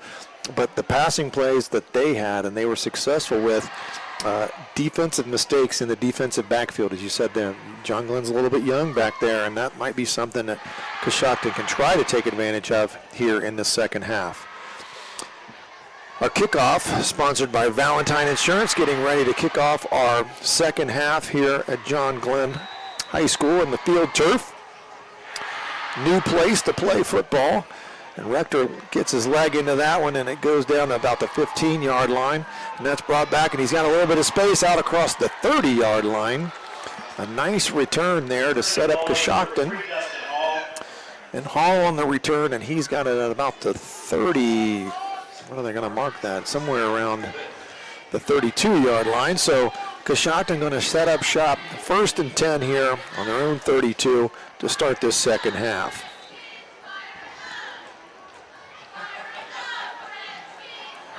Looking for that initial first down of the game still here, and I'm sure they would like to have that happen here in this first possession. Conklin under center. Puts Whitus in motion. There was a lot of movement, no flags. Nice throw there, and that's on the run to Woody. Well, that wasn't Woody, I'm sorry.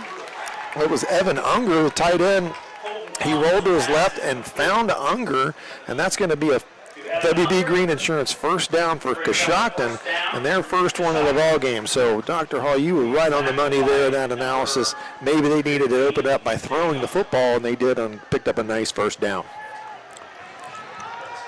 Conklin under center at the 46, 1st and 10. Whitus in motion, they hand it to him. Whitus trying to get the edge, and he does turn it upfield and make a positive where he didn't look like he had much yardage. He burrows ahead for about 3 yards. And that's going to bring up 2nd down and 7 or 8 here for Coshocton. Not quite to midfield. Early here in the third quarter, 11 minutes to go in the third. First possession of the second half. Redskins desperately trying to get back in this football game, in a game that John Glenn has basically dominated on the line of scrimmage here for the entire ball game. Conklin back under center. Woody behind him. And there's another running play that's just swallowed up immediately. Again, good defensive pressure there from John Glenn. That was Johns. He was trying to follow Woody. Woody blocking for him, but maybe a gain of a yard if they were lucky, or no gain at all. So that's going to bring up 3rd and 8 for Coshocton. And again, not a good down and distance for this offense. No, not at all. And Nathan Walker for the Muskies got there in a hurry to stop that run. But you're right, 3rd and 8 for Coshocton has not been very conducive tonight for them. For the first time of the game, Conklin's got 4 receivers out there. He rolls to his right. He's looking to throw a screen to Whitus, but Whitus was covered up. He's now running for his life, and at the thrown, Whitus had it in his hand, but it fell out. He wouldn't have had the first down anyway.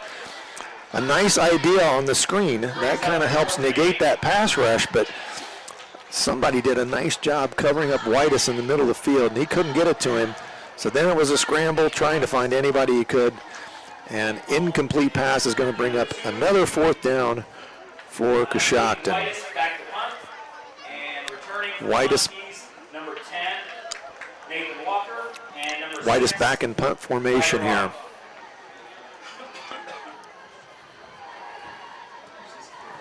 Walker and Rock back to return this punt. Whitus puts his foot into it, a nice kick towards Rock. Rock's underneath it. He's got it. He gets out, he runs to his left, and he's thrown down. And that might be a horse collar tackle. It looked like he got thrown to the ground. Somebody might have grabbed him by his pads and thrown him to the ground, and that flag came in immediately. Ball currently spotted on the 22-yard line, but that's looking like that might be a 15-yard penalty against Coshocton,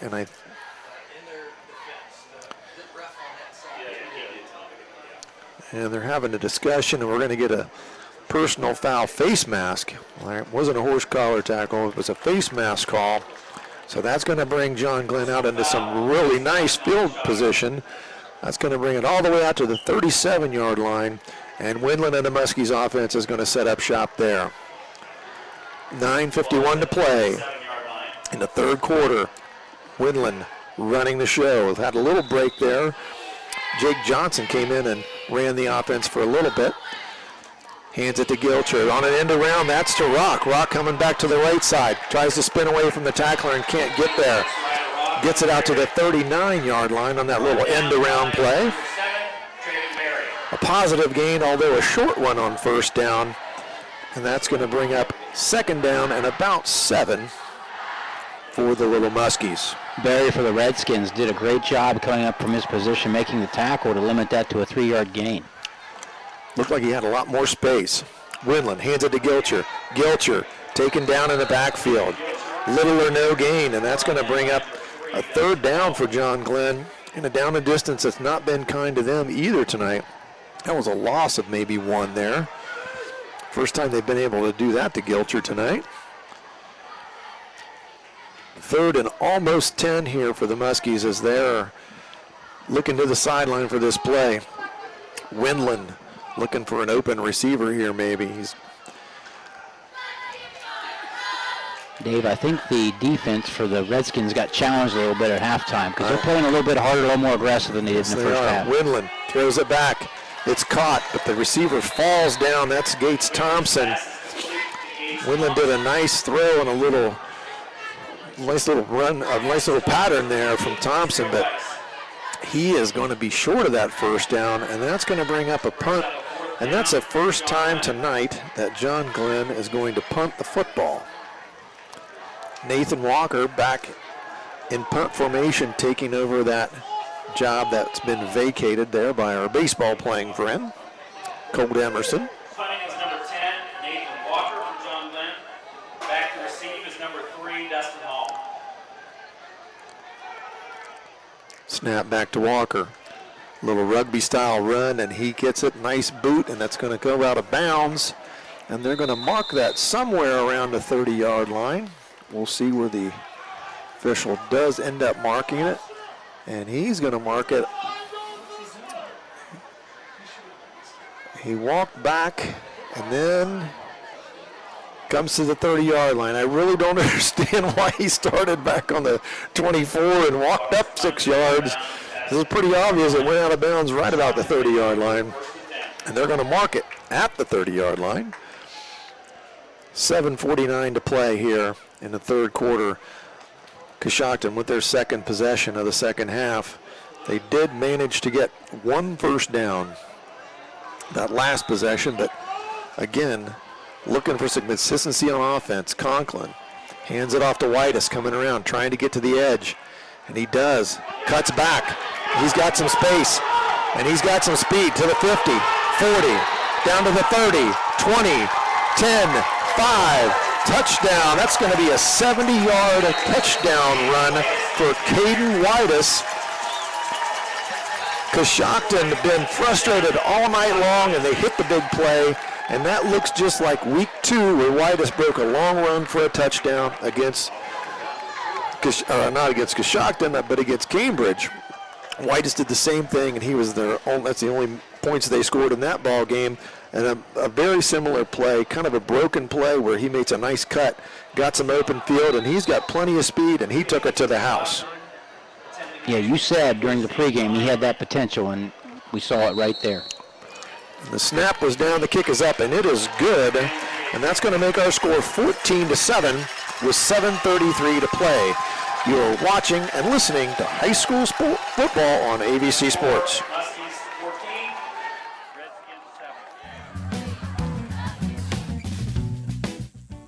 This year, the Southeastern Med Cancer Services team is celebrating 30 years of being accredited by the National Commission on Cancer. Earning this accreditation and maintaining it for 3 decades is a testament to their team's quality outcomes, dedication, commitment, and care for their patients and community. Learn more by visiting seormc.org today.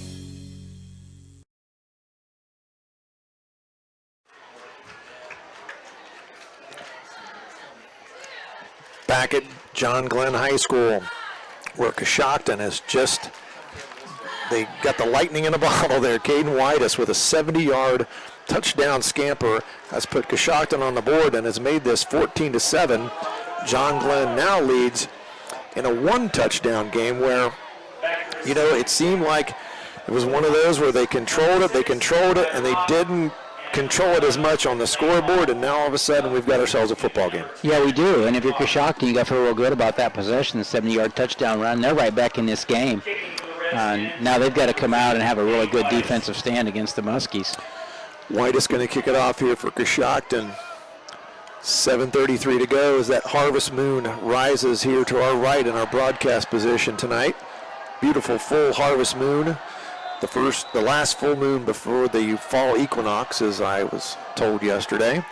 Whitus puts his foot into it. Nice kick all the way down to the 5-yard line. That's Rock.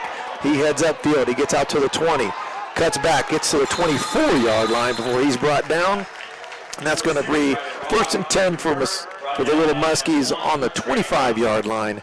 And they're looking to get the momentum back here, Dr. Hall.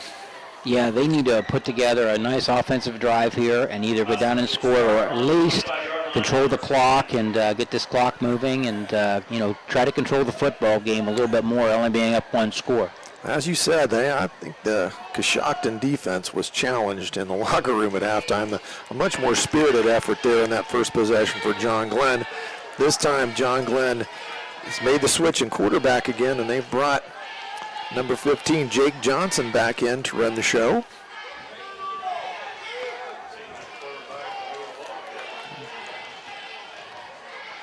Johnson in the shotgun.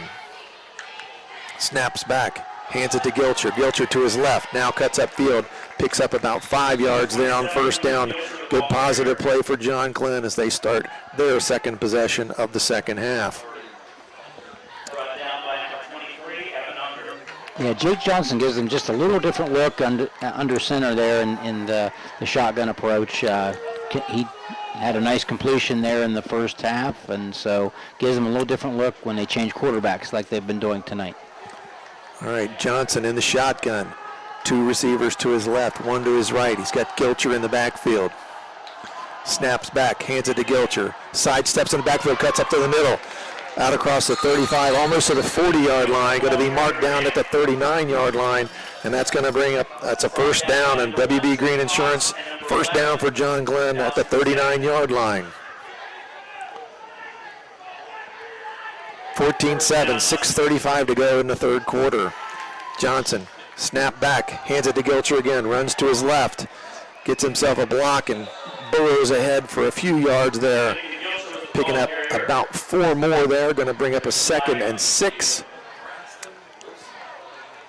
Nice run there by Gilcher. And there was a penalty flag on the play, and that's going to come back.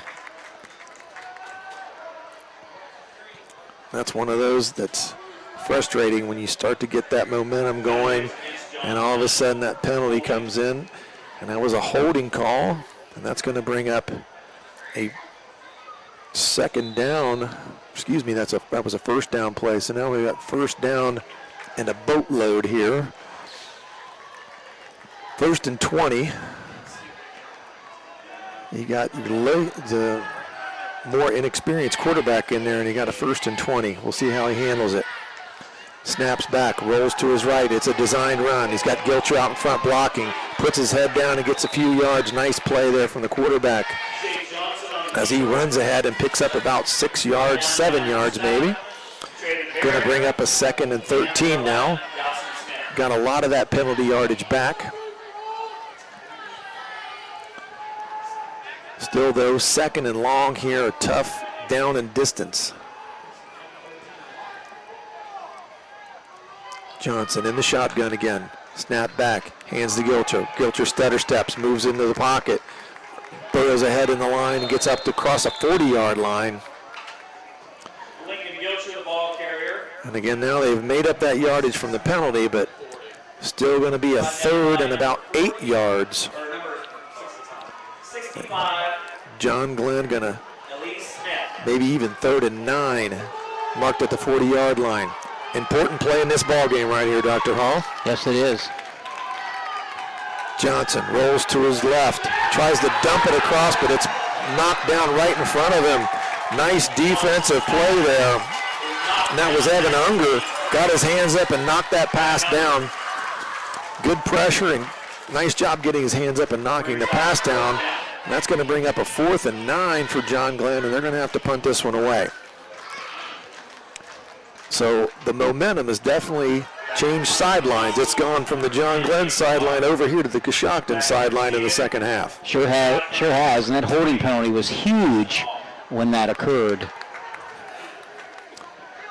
Walker back in punt formation. We'll see if he does that rugby style where he runs a little bit forward, nice kick into it. It's going to hit it about the 30, 28-yard line, bounces down, gets a nice bounce and roll, going to go all the way down to about the 20 or inside the 20-yard line. So nice job by Nathan Walker there. Good punt. About 40 yards in that neighborhood, depends on where they end up marking it. The punt and the roll, so that's going to, right about the 20-yard line, or 21 is where they're going to mark this one. Coshocton with the momentum and the football.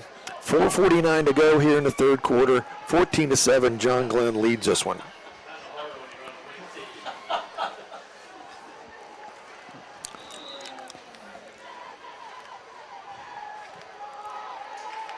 Conkle under center.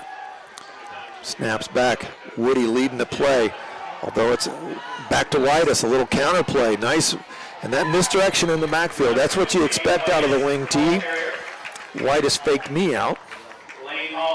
And that was a nice pickup on first down there, and it's going to bring it out to about the 28-yard line.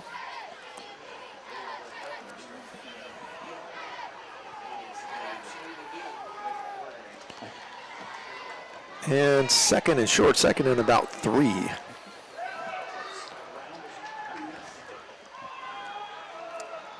This time, John Glenn gets the ball carrier in the backfield, and that is going to be a loss. John's on that carry right there, and he is swallowed up by a host of Muskie defenders. And that's going to be marked back at the 26-yard line. That's going to bring up 3rd down and 5. And this is a play where John Glenn, wanting to take that momentum back, needs to make a play here on defense and get off the field. Yeah, they really do, and they want to prove themselves here and have a great opportunity to get good field position if they can hold them here and force a punt. Coshocton, 3rd and 5, 3:38 to go in the third quarter. Colton Conkle, he's going to call a timeout, or his coach is going to call a timeout, and they're going to discuss this one. I think Coach understands this is a big play in this football game, as we just talked about. John Glenn had the momentum until halftime came. Coshocton has come out of the locker room, scored on their, they get a first, they don't even get a first down. They score a touchdown on a 70-yard play. So now all of a sudden you got yourselves a football game. Coshocton's players all have a little bit more pep in their step. Get a penalty on offense against John Glenn. So the things that are needed to happen are happening for Coshocton, but they're going to have to maintain that here. And this play is pretty big in what is going to happen here in the rest of the second half. It really is in the scheme of things. If you're Coshocton, you might be debating what this play is going to be. If you're John Glenn, that gave him just a chance to catch your breath, make sure defensively they're all on the same page. All right, Conkle under center. He's got his man in motion.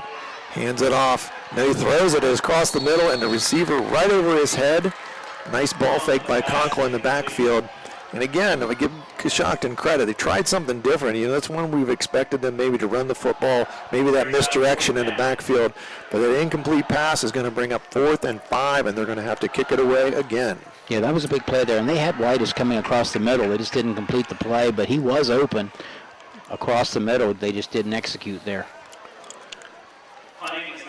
Whitus back in punt formation once again. Rock and Nathan Walker back to return this punt. Whitus has the snap, bobbled it a little bit, foots into it, end over end. Rock comes up and catches on his own 43, cuts right up the middle of the field to about the 50, crosses midfield into Coshocton territory, gets it to the 49-yard line. Coshocton might have an injured player down on the field. You know, we haven't really seen it's been hot, not quite as humid as it's been. We haven't seen a lot of cramping or anything tonight, so that's been good. Players having a chance to maybe get used to the heat a little bit more. And they're going to mark that right at the 50-yard line. John Glenn going to set up shop at midfield here. 3:18 to go in the third quarter, and they lead this one 14-7. Yeah, great field position for the Muskies, and, you know, again, they're controlling the football with the way they're running the football pretty effectively. All right, we'll see which quarterback. This time it's going to be Windland that comes out to run the offense. What's that? They always say if you have two quarterbacks, you don't have a quarterback. That's the same thing. You need to go with one here in the second half in a tight game. Gilcher, right on Windland's left. Fakes it to Gilcher. Windland cuts upfield right up the gut and gets about 10 yards all the way down to the Coshocton 40. That's going to be a WB Green first down. Brought down by number 3, Dustin Hall, and number 7, Trey Berry. One play, one first down. John Glenn up to the line quickly. Gilcher right in Windland's left hip. Again, Windland going to run it. Designed run. Turns upfield. He's upended. Flipped upside down on about the 36-yard line. But again, a positive play on first down. Going to bring up a 2nd and 7 here for the Little Muskies. 2:45 to go. The clock running in the third quarter.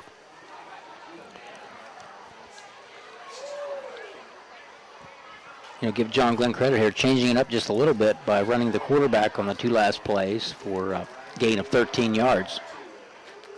All right, Windland stands on his 40-yard line. The Coshocton 40, hands it to Gilcher. Gilcher, lots of room to his right, cuts back, it makes a defender miss, and falls ahead to about the 28-yard line. And that's a first down, a WB Green Insurance first down for the Muskies. Good for John Glenn, first down. John Glenn with a little offensive momentum going here with 2:12 to go in the third quarter. Windland stands on the Coshocton 38. Snap back, hands it to Gilcher. Gilcher finds some room, squirts through to about the 21-yard line. Thought that ball might have popped out, but he's got it all the way down to the 21-yard line. And that's going to bring up a 2nd and short, maybe 2nd and 3 here. Muskies on the move again. Some momentum again offensively. Gilcher in the backfield. Windland turns, hands it to him. Gilcher, big hole.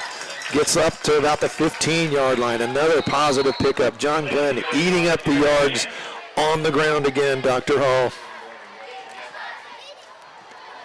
Trey Berry on the stop. That brings up a John Glenn first down. And that's another WB Green Insurance first down for the Muskies. Windland stands on the 20-yard line of Coshocton. He's got a man in motion. He's going to keep it again. Turns, cuts back, nice move, makes a man miss. Gets out of a tackle, gets it all the way down to the 5-yard line before they gang tackle him, and that's going to bring up a first down and goal on the 5-yard line. Another designed run. That's the 3rd time they've done that in this drive for the Muskies, and that's another WB Green Insurance first down for John Glenn. Under a minute to play here in the third quarter. John Glenn knocking on the door. It's 14-7. Windland still in that shotgun. Hands it to Gilcher. Gilcher turns. He's hit immediately, but manages to get a couple yards. That's going to get down to about the 2-yard line. Positive play there on first down. Going to bring up a 2nd and goal on the 2-yard line. Clock running. 30 seconds to play in the first half. John Glenn to the line. Maybe looking to run behind this experienced offensive line. Windland, snap back, hands to Gilcher. Gilcher makes a cut in the backfield, gets it down. Did he get across the goal line? I haven't seen all the players, and now we get an indication, and yes, that's a touchdown for Lincoln Gilcher, a 2-yard plunge, and John Glenn, with 13 seconds left here in the quarter, has taken a 20-7 lead over Coshocton.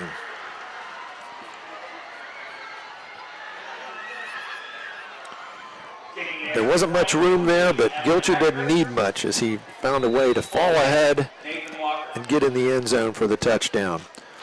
Nathan Walker going to hold this one. Rector, the place kicker.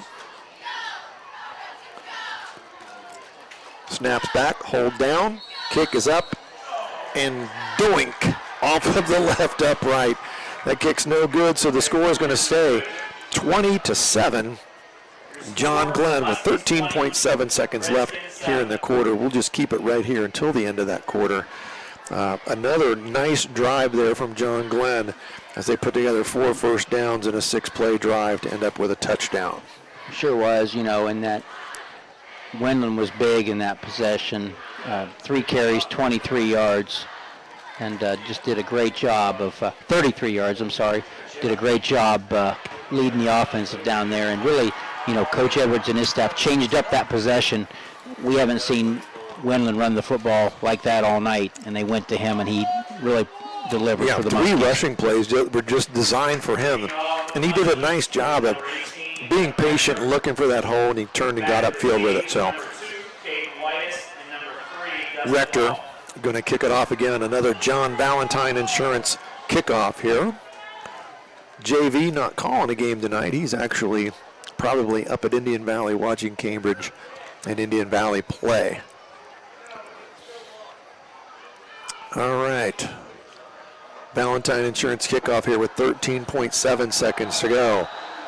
Evan Rector going to put the foot in the ball at the 40-yard line. End over end kick, and that's caught at about the 18.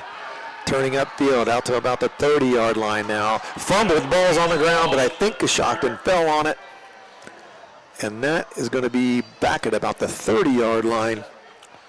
6.6 seconds to go. So this is going to be the last play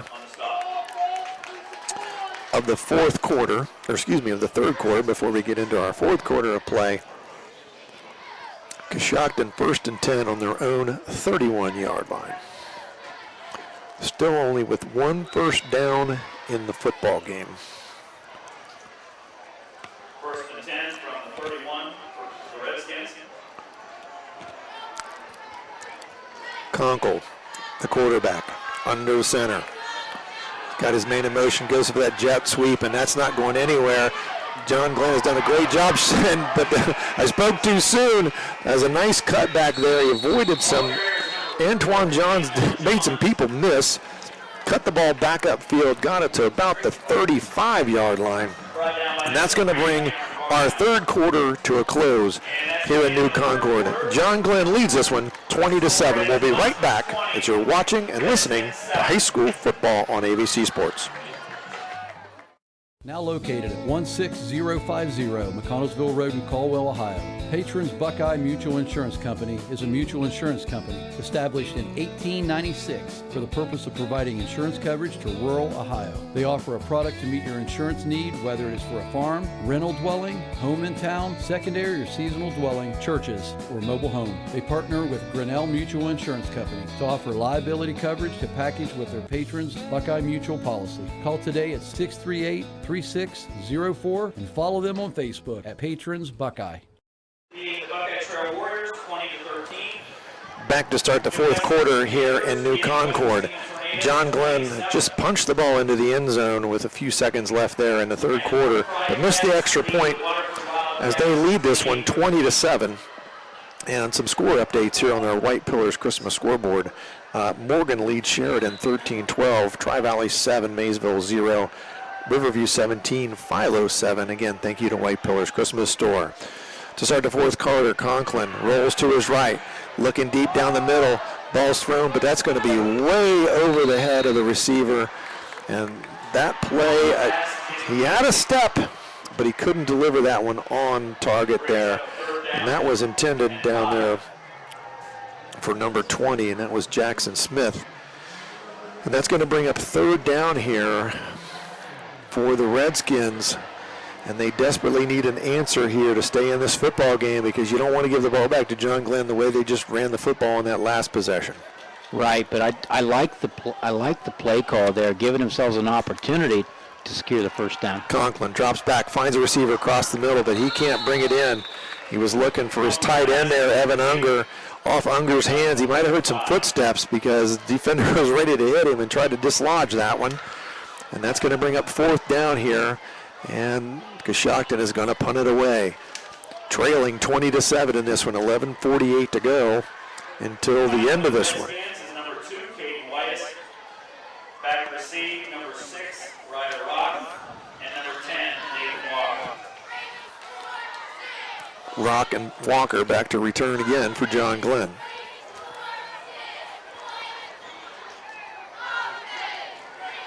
Whitus in punt formation. Again, nice end-over-end kick. Rock, it went over his head. He came up, but then it went over his head. They need to just get away from it now. It's one of those when it's the line drive that's hit right at you, and you never know for sure. If you come in first, that's usually wrong, and that was Rock's problem on that one. A little bit like the outfielder that gets forward and runs toward the ball rather than playing the ball. Exactly. And that's what happened right there with Ryder Rock. But did a great job of getting away from it, not trying to make a big play, and didn't make a mistake there. So dead ball, and Muskies take over. You'd think we get Coach Barclay, the baseball coach, and also a football coach, to maybe work on that with him a little bit there. I'm sure they'll have that conversation. John Glenn going to take the ball on their own 17-yard line here. 20-7 lead, looking to put together a big drive and maybe ice this one if they can get it in the end zone. Otherwise, leaving the door open here for the Redskins. Windland back at quarterback again. Did a nice job on that last possession running the football. Hands it off to Gilcher. Gilcher picks his way forward. Going to pick up about 3 here on first down. And that's going to bring up second. I think he maybe only got 2 there. So that's going to bring up second and 8. John Glenn not in a big hurry here.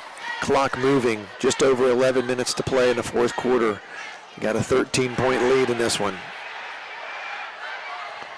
Windland in the shotgun. Gilcher up to his right hip. Man in motion across the formation. Another design run. And this time Windland is going to get brought down pretty quickly. Not much there for Windland on that keeper. Number 7, Traden Berry on the stop. And that's going to be marked at the 20-yard line. So nothing doing there. 3rd and 8 after no gain on that second down play. Windland looking over for instructions. If you're going to throw it, you might want to be looking in Nathan Walker's direction. He's been his primary target this season, and he's got some physical skills. He can really go up and get the football. Windland again brings the motion across. Throwback screen to his right, and that almost got intercepted. I think they might have went to the well one too many times on that screen because Coshocton read that one perfectly. And that incompletion is going to bring up a fourth down here with 10 minutes and 11 seconds to play in the ball game. John Glenn going to have to punt the football. Yeah, and if you're John Glenn there, the one thing you wanted to do was, maintain possession and at the very least get a couple first downs, keep the clock running by the way they've been playing, but they just didn't have a very good possession there offensively. They ran a minute 23 off the clock there was it. Walker, rugby-style kick as he runs forward. Nice high kick, end over end, goes over the returner's head, and that's going to bounce all the way down inside the 30-yard line. Nathan Walker, nice kick there. That's in the 50-yard variety there. Nathan Walker, nice kick to really flip field position here. Really did because, the anticipation by the Redskins there was get the ball about the 50, but the punt was so good. They're going to take possession, much deeper now with much farther to go to try to score to cut into this lead with only 9:59 left in the game. 9:59, as you said, to play in this one. So they've got 10 minutes to work with. They trail 20-7. They've got a 1st and 10 on their own 27-yard line. Conkle rolling to his right. Getting flushed out of the pocket. He turns it upfield and runs himself, and he's got tiptoeing down the sideline, and he's going to pick up about 10 yards, all the way down. He almost picked up that first down. I think he got knocked out after a 9-yard pickup there. So that's going to bring up second and short for Coshocton on the 36-yard line. Going to be 2nd and 2 here. Made a great decision as he rolled out. Everybody was covered up, so he just took off, and big gain of 8. Made something out of nothing. Hands it ahead, Woody. Woody maybe got that first down. One of the few times he's found any kind of running room, but still not much there. Enough to get the first down. That's a 3-yard pickup, and that's a WB Green Insurance first down for the Coshocton Redskins. Now 1st and 10 on the 39-yard line. 9:35 to go in this one. Yeah, you're right, Dave. They've done a great job on Woody. That's his 6th carry for 12 yards. So they've done a great job containing Riley Woody tonight. All right, Conkle under center. He's got Woody behind him. Going to hand it, though, to Johns, and he is going nowhere. And they have wrapped him up in the backfield and brought him down at the 35-yard line. Johns a little change of pace back there from Woody, but he wasn't changing any kind of pace there. They had a hold of him in the backfield and brought him down for a loss. And that's going to bring up 2nd down and 13 now for Coshocton. 8:53 to go with the clock running. Coshocton needs to do something on this possession because the nature of their offense, they're not going to be a big play team. They got to grind it out, and there's a nice pitch and catch out on the right side. But he is wrapped up quickly. Nice catch there from Destin Hall, but that might even been for a loss of a couple there. Pass was on target, but Hall wasn't able to get anywhere with it. Even a little bit of a loss, and that's going to bring up 3rd and 16, and this is a tough down and distance for a wing T offense. Sure is. You know, their offense is not designed for, and many aren't, but for 3rd and 16, certainly not out of the wing T. Yeah, there's not many offenses, although Josh Allen, I might put stock in him being able to pick that up. Conkle this time in the shotgun. He's already getting flushed out of the pocket. He's looking to get rid of it. He throws it down the field, and that's going to be intercepted, although they said he was out of bounds. And that, boy, it was a better throw to the defensive back. That was Kobe Shade back there on defense. Threw it right to him. And they said he went out of bounds before he threw it. I think that's the right call. Official right there on top of that one. And that's going to bring up a 4th down and 16, and yet another punt for Coshocton. Whitus. 1, 2, 3, 4, 5, 6, 7, 8. This is his 8th punt of the football game. He's getting a workout back there. Rock back in to receive along with Nathan Walker. Whitus punts it. Rock coming up to make the catch. This time he's corralled it. And a nice coverage there by Coshocton. Really nice play there by Johns. Wrapping Rock up before he can even get anywhere with the football, so little or no return. That means John Glenn is going to put this ball in play, 1st and 10 at their own 34-yard line, 7:46 to go. And this is one of those situations right here where you need to grind it out and win the football game. That's what your task is right here. They need to grind it out, get some first downs, and clinch this football game. Yeah, and they've had a great running game tonight, and I would think that they would stick by that, not get fancy, and just pound the football on the ground with Gilcher and Rock and Winland. And they've got folks that can pound the football. We'll see what they do. First down. Winland almost drops the snap, hands it to Gilcher. Gilcher with some running room to his right, and he is going to advance that football up to about the 38-yard line. Going to bring up a 2nd and 6 here for the Little Muskies. Clock moving. 7:25 to go in the football game. John Glenn 20, Coshocton 7. Winland and the offense not in a big hurry. No, I think every play we're going to see them, I think we're going to see them wind the play clock down to 2 or 3 seconds before the snap. Winland hands it off to Gilcher. Stutter steps in the backfield, gets out over the 40. Going to be brought down at about the 42-yard line. Nice run from Gilcher again. Going to bring up a 3rd and short. Big play in the ball game here. John Glenn can really run some clock if they can get first down here. 3rd and 2. Winland given the instructions. He's in the shotgun. Gilcher on his right hip now. Snap back. Winland's going to run it. Trying to find some room. Turns up field. And he might have picked it up. I think where they're going to mark him, he's going to get that first down. It's really going to be close. Is it that right or left foot mark? And I see the officials with the fists in the air. That signifies 4th down. Just shy of the 44-yard line. And he's keeping the offense on the field. Coach going to roll the dice here. I think he feels real good about his running game from the success they've had tonight. He's just it's going to be a lesson about the guys up front just competing and creating a hole just enough to get the first down. Exactly. I'd want to run behind some experienced. Gunnar Fox, my center. Experienced lineman out there.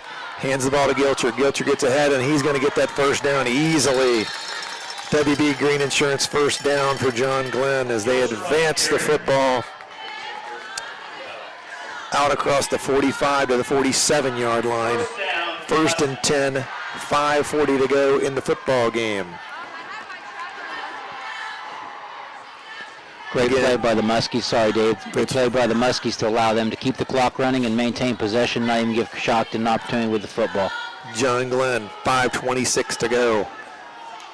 We're going to see a healthy dose of running right now. Gilcher almost brought down in the backfield, but made a nice cut. Advanced the ball up to about midfield. Nice run there from Gilcher to pick up something. Got a couple of yards where there really wasn't much room. Going to bring up a 2nd and 7 here at about midfield for the Little Muskies. Again, no hurry here. Clock now under 5 minutes to go in this one. Winland making sure he gets everything straight from the coaches here. Winland standing on his own 45-yard line. Giving some instructions. Snap back. Gilcher's got it. He's hitting the backfield, spins over the top of a couple of defenders who brought him down. It's a nice tackle there by Evan Unger, but that's going to bring a 3rd and about 5 here. Gilcher still managed to get a couple of yards out of that one. You know, Gilcher's done a good job tonight maintaining his feet, running after contact to pick up, a few yards here and there. Doesn't go down easy. And again, valuable experience gained last year when he was pressed into service through all those injuries. Again, another big 3rd down here. John Glenn looking to run out the game. Coshocton trying to hang in there. Rock in motion, fakes the sweep. Gilcher up the middle. He's going to get that first down. Spins, brought down at about the 39-yard line of Coshocton. Nice play design there, a little fake to that jet sweep to Rock, and that was Gilcher right up the middle, and that's going to be a WB Green Insurance first down. And the Muskies now have firm grasp of this football game. 3:39 to go, a 1st and 10, and they don't need to be in a big hurry here. No, they're doing a great job executing the running game, and there's no reason to put the ball in the air. Winland, snap back. Gilcher's got it. Picks his way through the line. Nice burst, and that's going to come back. I see a holding penalty going to get called on that one. So the clock's going to stop here with 3:18 to go. And that official that likes to call holding, that one right in the middle of the field, he threw it right in the middle of the line, and that's going to be brought back, negating that nice gain from Gilcher. That's going to move the ball back to midfield at least here, I believe. Almost. 49-yard line still in Coshocton territory. Still a first down, though, although it's 1st and 20 with 3:18 to go. Clock is running. Down to 3:12. Still almost 15 seconds on the play clock, so John Glenn does not need to get in a hurry here and snap this football. Winland standing on his own 46.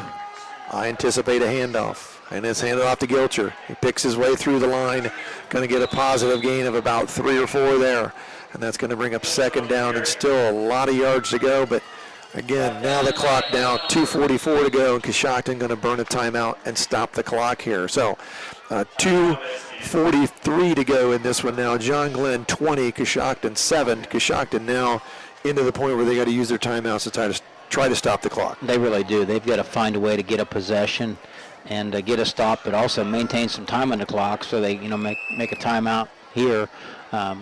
Good play on their part, Dave, just to give themselves an opportunity if they get a stop. And if they don't get a stop here, it doesn't really matter anyway, but trying everything just to at least get another possession as soon as possible.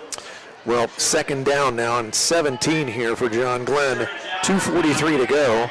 They're in control of this one. They've just got to find a way to get this last 2:43 off the clock and get out of Dodge with a win. Riverview Black Bears still lead, but it's now 17-15 over the final 11. John Glenn coming back onto the field here. Ball placed on the Coshocton 47-yard line.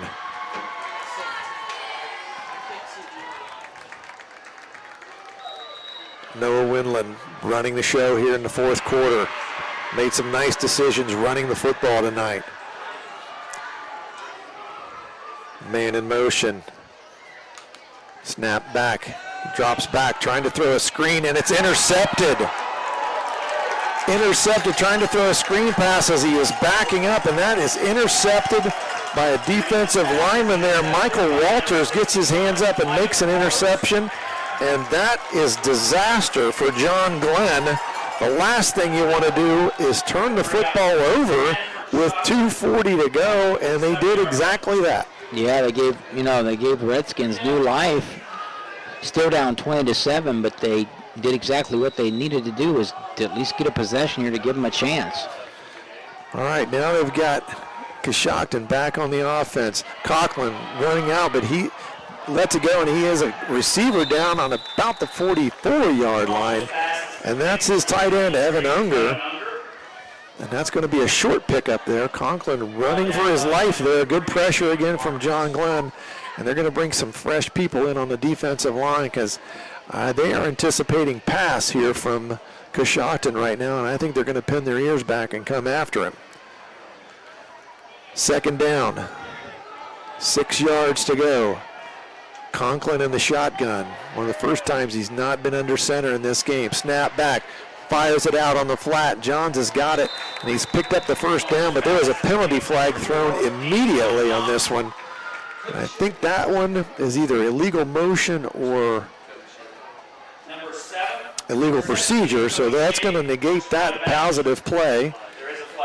Having to explain that call to Coshocton coach there, and they're going to step that one back, and that's going to bring up second and about 11 here for Coshocton. 2:24 to go. Coshocton trails 20-7. John Glenn trying to make one last defensive stand in this one and close the door on this one and get their first win of 2022. Coshocton to the line of scrimmage. Conklin in the backfield. Rolling to his left. Defensive lineman getting held, but no call being made. And Conklin just throws that one away. And somebody had a hold. They had a hold of Bill Actor for John Glenn, and they weren't letting go, but they didn't get called. So exactly wrapped him up. He had no way to get out of that. He had his arms around him. I mean, come on, that's a hold. All right, third down now for Coshocton. Pretty much the last gasp here with 2:18 to go. Trailing 20-7. They're on the John Glenn 48, and they need 11 yards for a first down. They need 48 yards for a touchdown. Woody in the backfield with Conklin. Conklin puts Johns in motion, fakes it to him. He's looking for Conklin downfield. Throw is made, and that's a nice catch. That was Evan Unger, a beautiful catch. Nice throw right on the money. Conklin went up and got it, and got his feet down all the way down at the John Glenn 31-yard line, and that's going to be a WB Green Insurance first down for Coshocton.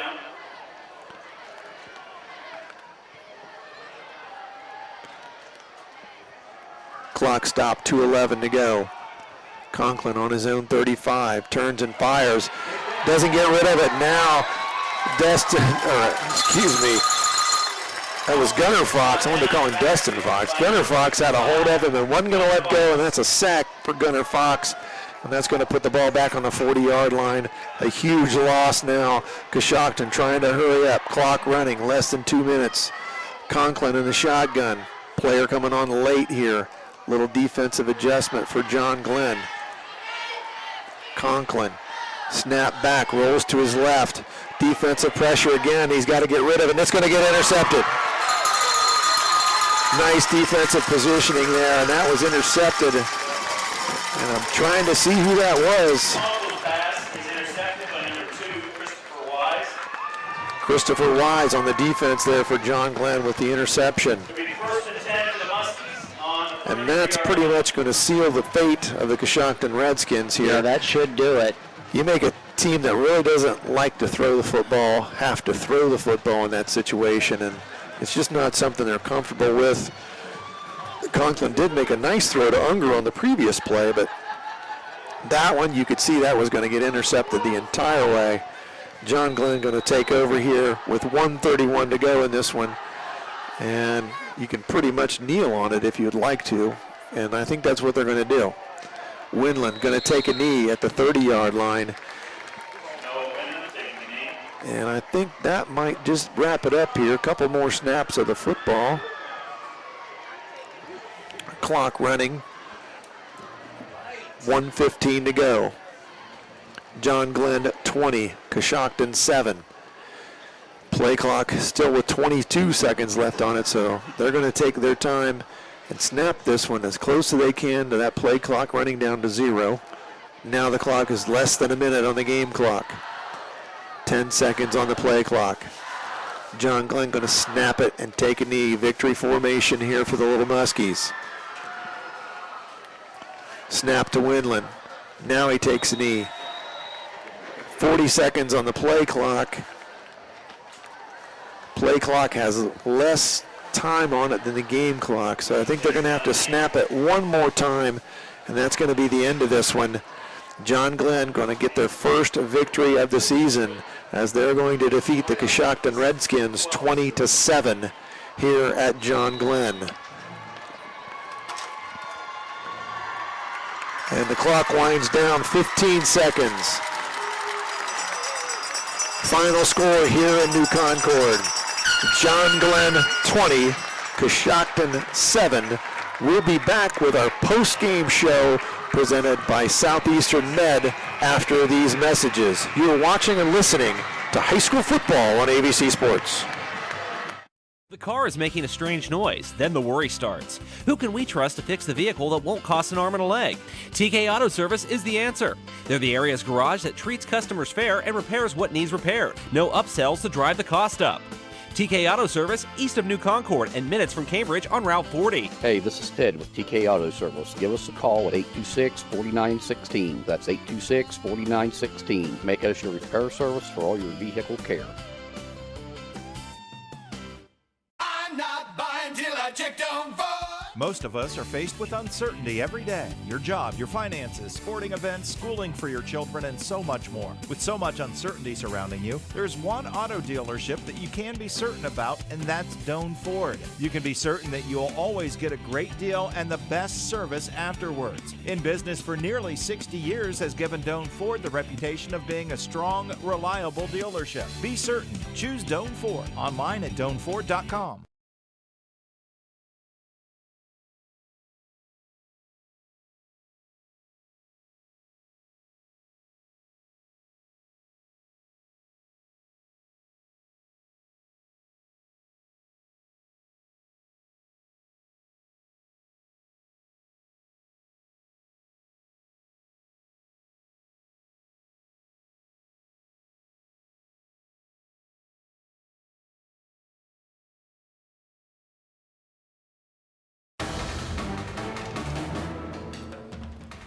Once again, here's a quick check of that Coshocton City Tire Pros scoreboard. In the third quarter, John Glenn leading Coshocton 20-7. In the fourth quarter, Meadowbrook ahead of Crooksville 7-0.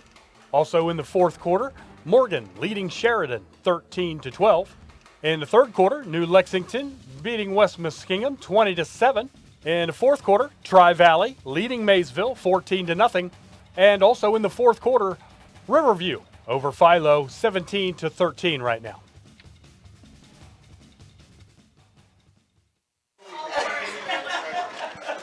Back at John Glenn High School, where the John Glenn Little Muskies have just got their first win of the 2022 season as they defeated Coshocton here 20-7. And now for our post-game show here, brought to you by Southeastern Med. First, go through the scoring here. There were 4 scoring plays in this football game. In the first quarter, with 7:28 to go, John Glenn scored on a Lincoln Gilcher 4-yard run. That ended an 8-play, 76-yard drive. And with the extra point from Rector, that put the Muskies up 7-0. In the second quarter, 7:02 to go, John Glenn once again capitalized. This time, Windland kept the ball himself and scored on a 4-yard scamper, and that ended a 9-play, 83-yard drive, and that put John Glenn up 14-0. In the third quarter, Coshocton got on the board for the first and only time in the football game, hitting the big play as Caden Whitus hit it from 70 yards out, a 70-yard, one-play drive to make that score 14-7. And then John Glenn, at just about the end of the third quarter, only 13 seconds to go in the quarter, John Glenn scored on a Gilcher 2-yard run, and that was a 4-play, 50-yard drive. The extra point was missed, and that made it 20-7. And that drive right there is going to be our Dirtworks of Ohio drive of the game. That drive of the game, brought to you by Dirtworks of Ohio, is the play we really dig, called Dirtworks of Ohio, for all your dirt material and excavation needs. And again, our drive of the game presented by Dirtworks of Ohio. That's that drive, that 4-play, 50-yard drive. Very critical in the scheme of the game, Dr. Hall, as Coshocton had just scored a big play, had the momentum. It was 14-7, and that drive basically put John Glenn back in control of the football game. It really did. And, John Glenn, the one thing they're going to talk about is their 4 turnovers tonight. But they have to be thrilled about 2 things: getting your first win here in New Concord in front of your home fans, and your ground game was outstanding. In particular, Lincoln Gilcher, unofficially, 35 carries, 201 yards. And that is definitely unofficial, but I'll tell you, he just pounded the football all night long, did a great job. And then, they really had a 3-prong running approach tonight with Ryder Rock, who also had another outstanding night in the backfield. And then Noah Windland came in, big 3 carries there for 23 yards on that one of those touchdown drives, and did a great job. And John Glenn played really well defensively, gave up 7 points to Coshocton. Coshocton struggled all night long offensively. They had the one big play with Whitus there, I believe, for 70 yards. But beyond that, the Coshocton Redskin offense struggled all night long. But credit to John Glenn. They worked hard all week to stop Woody, and they did that. We had him for under 20 yards on 6 carries, and Coshocton, quite frankly, went away from him as an offensive weapon, at least in the backfield. Right. As the game progressed, we didn't see him carry the football very much because John Glenn had simply taken that away. So credit to their defense. Offensively, if you take away the 4 turnovers, and like you said during the game, those turnovers weren't necessarily bad. I know the last one, thrown back against the grain in the middle of the field, probably not a great decision. When trying to make a play, coach will go over that. They'll really discuss that in the film room. That's probably the one that if your coaching staff probably going to be the most bent out of shape on that one. Exactly. That came down to a poor decision rather than a simple miscue like we saw earlier. That's one of those you just got to throw it away and just take your medicine, because the interception there. I'm sure Coach is pretty upset, as you said. He's pretty bent out of shape about it. But again, that was one of those where, you're trusting your quarterback to make the right decision there. And he made a pretty poor one throwing it back across the grain there with the time, with the situation of the game, the time and the score. Those are 2 really important things. It's just like in basketball. You determine a shot, if it's a good shot or not, depending on is it time what's the time of the game and what's the score. In the same way here, what's the time and the score? And he threw that back across there, and that was their, as you said, 4th turnover of the football game, and that's way too many turnovers to go on and be successful, especially next week. You got Sheridan coming in here. Right. You gave away 4 possessions that, things are going to happen. There's times you're going to turn it over. But I will tell you that the thing that's interesting is that that fumble was after an 11-yard gain and a first down. Exactly. And so that's that's another lost possession that you'd really like to have back. Right. So again, probably 2 of those 4 turnovers you can live with. The fumble you'd like to have back because that was a first down play that you gave away, and then of course that pass back across the grain. But you got to they got their feet wet, they got their win. I felt like they controlled the football game for the most part, especially on the ground. You really got to like the running game. And they were more than one-dimensional. I mean, we had Ryder Rock that had a big second quarter. Yes. We had Noah Winland that was big on that touchdown drive. And then Lincoln Gilcher, what do you say? Just pounded all night long. He can make something out of nothing. So good win for the Muskies. Good win for them, yes. If you're the Redskins, you got to go back and try to figure this thing out. Yeah, and he says it's not getting any easier for either team. I mean, Coshocton's going to go to Morgan next week, and we're not sure. Morgan was leading that game late, 13-12, so, that's a tough one. And then John Glenn going to have Sheridan here next week as well. So I was just looking at my drive chart. Defensively, John Glenn, I only had Coshocton with 3 first downs. Mm-hmm. So, I mean, maybe I missed one here or there, but 3 first downs, that's a great defensive game plan, and whatever they did there, defensively, they just pressured people all night long. They were up in the face of the quarterback every time we tried to throw it, and they did a good job containing. As you said, they did a great job on the main running back that they had to stop there for Coshocton. So overall, other than the turnovers, a good night for John Glenn. Got that first win. They have now won 1 game in their history against Coshocton, as Coshocton won the 2 in 1922 and 1923. John Glenn now on the scoreboard. The series is now 1-2. Again, I just still found that so strange that the schools really haven't played an official game, although they scrimmaged since 1923. A couple things that we need to do. We got to come up with a player of the game for both teams, and I think I know the John Glenn one. Yeah, I think we know both of them, quite frankly.